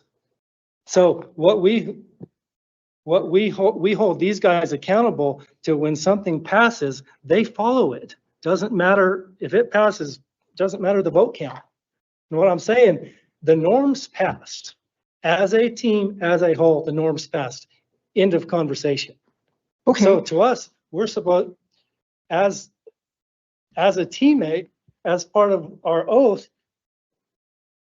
we're supposed to follow the playbook in what we passed. If we're not, if we're saying, I don't want to follow this playbook, then on any other team on this stinking earth, if a player comes to the rest of the team and says, I'm not going to follow this playbook, you know what happens to them? They go to the sideline, they get asked to leave the team. So that's what I'm saying. If anybody on this board, if they're unwilling to follow what we agreed as a whole to pass, if they're unwilling to follow that, then they're on the wrong team. That's me being a teammate. You're on the wrong team if you don't want to follow what we passed as a whole. Plain and simple. It sounds like you want me to only vote the way you want me to vote. I don't want you to vote. I want you to say that I have the right to vote. To benefit the greater good, you have to be an actual teammate and a servant of this community and be a teammate. So because you passed some board norms, I have to do what you want me to do. No, you have to acknowledge that as a whole, the board passed the norms, like it or not. Well, show me the law that says I have to follow them. It's a common sense law being a teammate. I'm sorry. Common sense law. I don't always agree with you, and if I don't agree with you, I'm not gonna do what you tell me to do. I don't care what you do. I'm just telling you as a teammate, I don't want anybody that doesn't follow it shouldn't be on the team. And I'll say this too. The percentage of Out the, in a year, huh? or you can censor me, whichever you want to do. I'm just telling you, anybody that doesn't follow what we passed as a whole shouldn't be on the team. And you got till next December until I'm done for me to tell you about it. And the last time I knew, state statute said you can't call somebody out by name in the meeting. This is topics for discussion. Say what you want. And we can look it up. And in fact, I think I still have a. No trustee ever said a name just now. Huh? And I won't say a name so you don't accuse me of it, but no one ever said a name just now. Dylan said vaguely 3 people who didn't vote. And he also never said that he was telling you how to vote.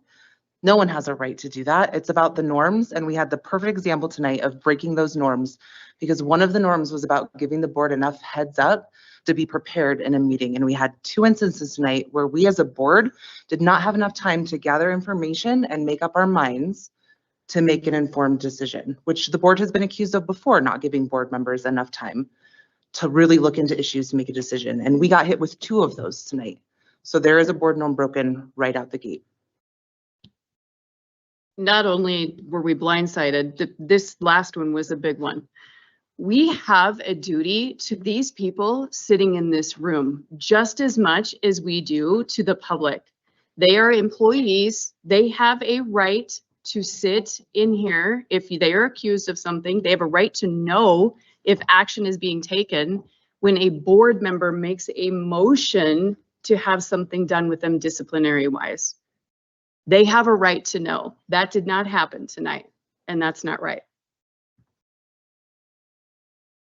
So Dylan, I'll try to answer your question as best as I can. I think I covered it last time, but I think, I don't remember if it was number 1 or it was high up on the list though. It was to make sure that what we do for the kids.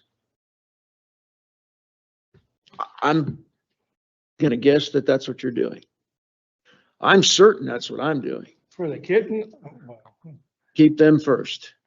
Children, not systems. Because if I thought that the system wasn't serving these kids anymore, or that there was no hope that the system would serve these kids anymore, I'd be with the folks that say burn it down.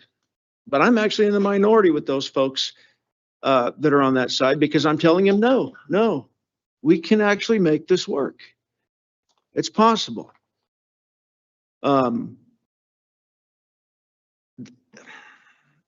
Our founders were the ones who said, we're not going to keep this republic. And they were the ones that came up with the idea of public education. So I believe what I'm doing is for the kids in everything that I consider and every vote that I take.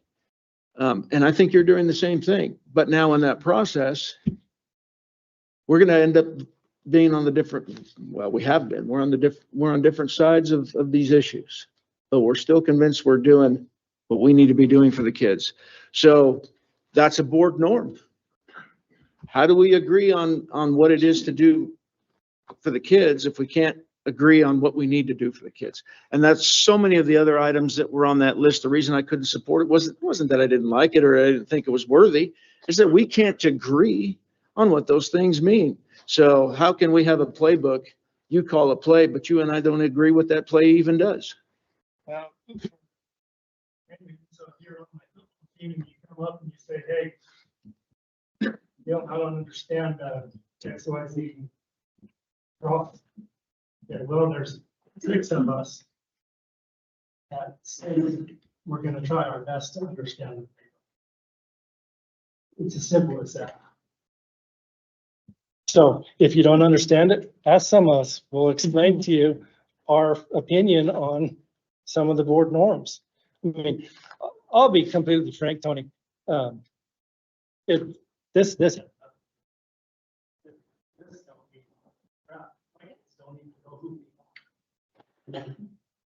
I've got 3 kids come through the school. They could name the only living board member that they can name is me. I mean, they don't even know what we do. Half the teachers, they sit here and watch this and best. Tomorrow, they're like, hey, did you catch the last of that board meeting at 10:50? Yeah, it's just background noise. Let's just go teach our kids. I mean, it's a lot of it. This ain't for kids. This is me telling you that I don't agree with you guys not agreeing to support what we agreed on as a board. That's it. So you can stay defiant, you can stay not, saying it's, I'll give it this, Tony. I mean, it's, like I said, I'm being more of a teammate than a friend here. I think the passion is politically motivated. It has been the entire time, has been before you came on the board. It's more politically motivated than it is for the kids, and that's plumb obvious. I could be wrong, but I don't think so. I want to add something really quickly. So when one of the reasons that was given when we did not adopt the board norms, or when people, sorry, we did adopt the board norms, when some people did not vote for it, was that the leadership governance already covered a lot of this stuff. And I did go back and look immediately after that, and then I have it in front of me right now. That is absolutely true, which I think is even more of a reason. Like, we were just trying to kind of simplify, have nice little reminders for ourselves, during the meeting, so that we would keep the students first. But on the very first page under 1.1 commitment, it says the board will proceed collectively rather than individually after a decision has been made and govern proactively rather than reactively. I mean, I think in a nutshell, that's exactly what Dylan is bringing up, right? We've made a decision. We're supposed to proceed collectively. We're not really allowed, I mean, of course, we can have different opinions, right? But then also govern proactively rather than reactively.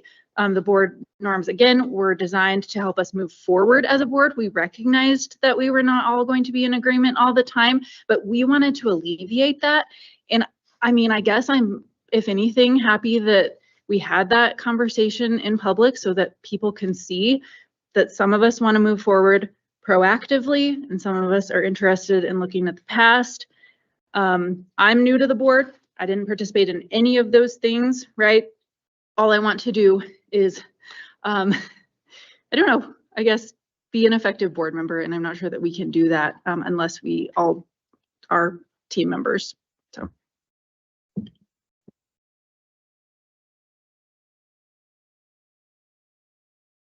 Chairman Mulleray, may I say something? I think Always. what I'm struggling with right now is we talked about recruitment, retention, and all those things. How tomorrow do I go to my staffs and say, there is nothing stopping a board member from making a motion to discipline you without your knowledge because they didn't want to place it on the agenda. They strategically did not want to have it there. I have to assume, because that can only be the logical explanation for not having a conversation with myself or the board chair to have those placed on the agenda. That there are other reasons or extenuating circumstances other than, like you had mentioned, studying it since Thursday. We had additional conversations since that time over other matters where that could be easily communicated, and I'm struggling to find a way other than alternative motives to fulfill requests from those outside of this board. Either politically or friendship-wise, I just don't understand this, and I'm going to have a hard time looking at my administrators and teachers tomorrow and telling them, trust me, the board is trying to work for you and all the interests, because I know there's difficulties, but to do that to an instructor who their teaching jobs and jobs with the school district are not easy. And that is exemplified through our pool of candidates that we have right now. It's a hard job. And we've just made it 10 times harder for a number of our employees in one meeting, let alone the other meetings we've conducted. And it's troubling for all the factors that every board member has discussed on both sides. And one thing I'd like to add is I've been on a number of boards. I was on the city council. Nowhere on any of those boards has it ever been within the purview of the board to in any way have any sort of supervision over any employee other than the superintendent, the mayor, you do not have, the boards do not have the ability to suspend, to discipline, nor should they, any employee within a district. They just don't. That isn't the way it works. And to suggest that we do, it's so irritating and so maddening that we are now back right at the same place we were at the last meeting. And it's ridiculous. You're right, Trustee Steinbach. That's not how it works. If there's an employee issue, our superintendent handles it, right? That's what our policy requires. In this particular case, he was not able to do that. So we hired an independent contractor to review it. Folks, we would have been damned if we did and damned if we didn't. If we hadn't done this, we would have been brushing it under the rug. But instead, this board did the right thing and we hired an independent contractor or consultant. He reviewed it. We're done. Move on.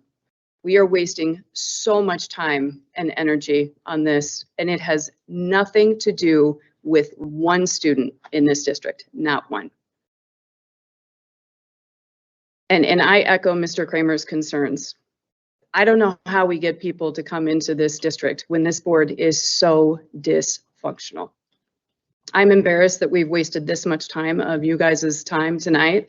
I'm embarrassed we make everybody stay here for this. At some point in time, this has got to stop so we can move forward. Enough is enough.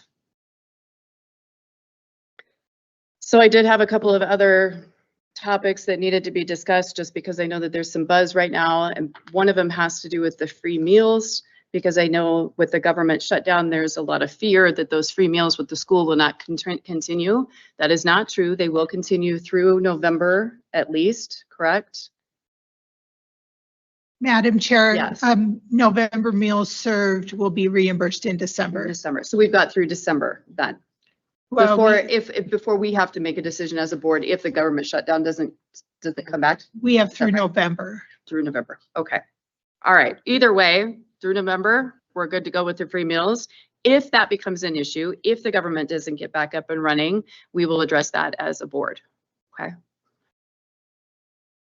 And then Marcy, also, I received an email about an audit extension. Just wanted to make sure the board is aware that we have received an extension for the audit, correct? Madam Chair. Why do you guys look surprised? That makes me think, did I not read it right? No. You reminded me to tell you. Okay. To ask something. And Okay. That triggered another question. So. I believe what you're referencing came from Department of Audit. It did. And that was in regards to the rec board. Oh, perfect. There are, and it's in relation to the government shutdown. We have single audit, of which OMB, it's the Office of Management, that they have not put all of their documentation in order for the fiscal year 25 audits. So there's the potential that next month when you're getting the audit, there may be items that are in draft form. Okay. Thank you for that. Thank you for requesting clarification. Thank you for mentioning it, because that also brings up for December, and I was supposed to mention this during my superintendent's report. In the past, we have had a short work session prior to the regular meeting to have a more full presentation of the audit. And so there's a request to have that work session start at 5:30 at the December meeting. And that December meeting does need to take place back at central office because of the communication with the auditor in that item. And that should have been in my superintendent's report, so I apologize. Is 30 minutes enough? I believe so, based on past experience, that would be sufficient in the presentation. Perfect. Thank you. Madam Chair, if anyone has issues that they think more time is needed, we can facilitate that. At one time, we did start an hour prior and gave the auditor 45 minutes and a 15-minute break. But it really has only taken a good half hour. Okay, thank you. Any other topics? All right, with that, we'll discuss future meetings. So we've got the 2025 WSBA Annual Conference in Casper, November 19th through the 21st. The delegate assembly is on Wednesday at 1:30. Hotel rooms that are not needed by the board will need to be let go by Monday, November 17th. The next regular school board meeting, as we've mentioned, is December 9th at 6 p.m., but we're going to start with a work session at 5:30, and that will be at Central at the boardroom. Lastly, is the American Education Week is November 17th through the 21st. The Board of Trustees extends their thanks and appreciation to all district staff for their work and dedication to the students of Goshen County School District Number 1. And with that, we are adjourned. That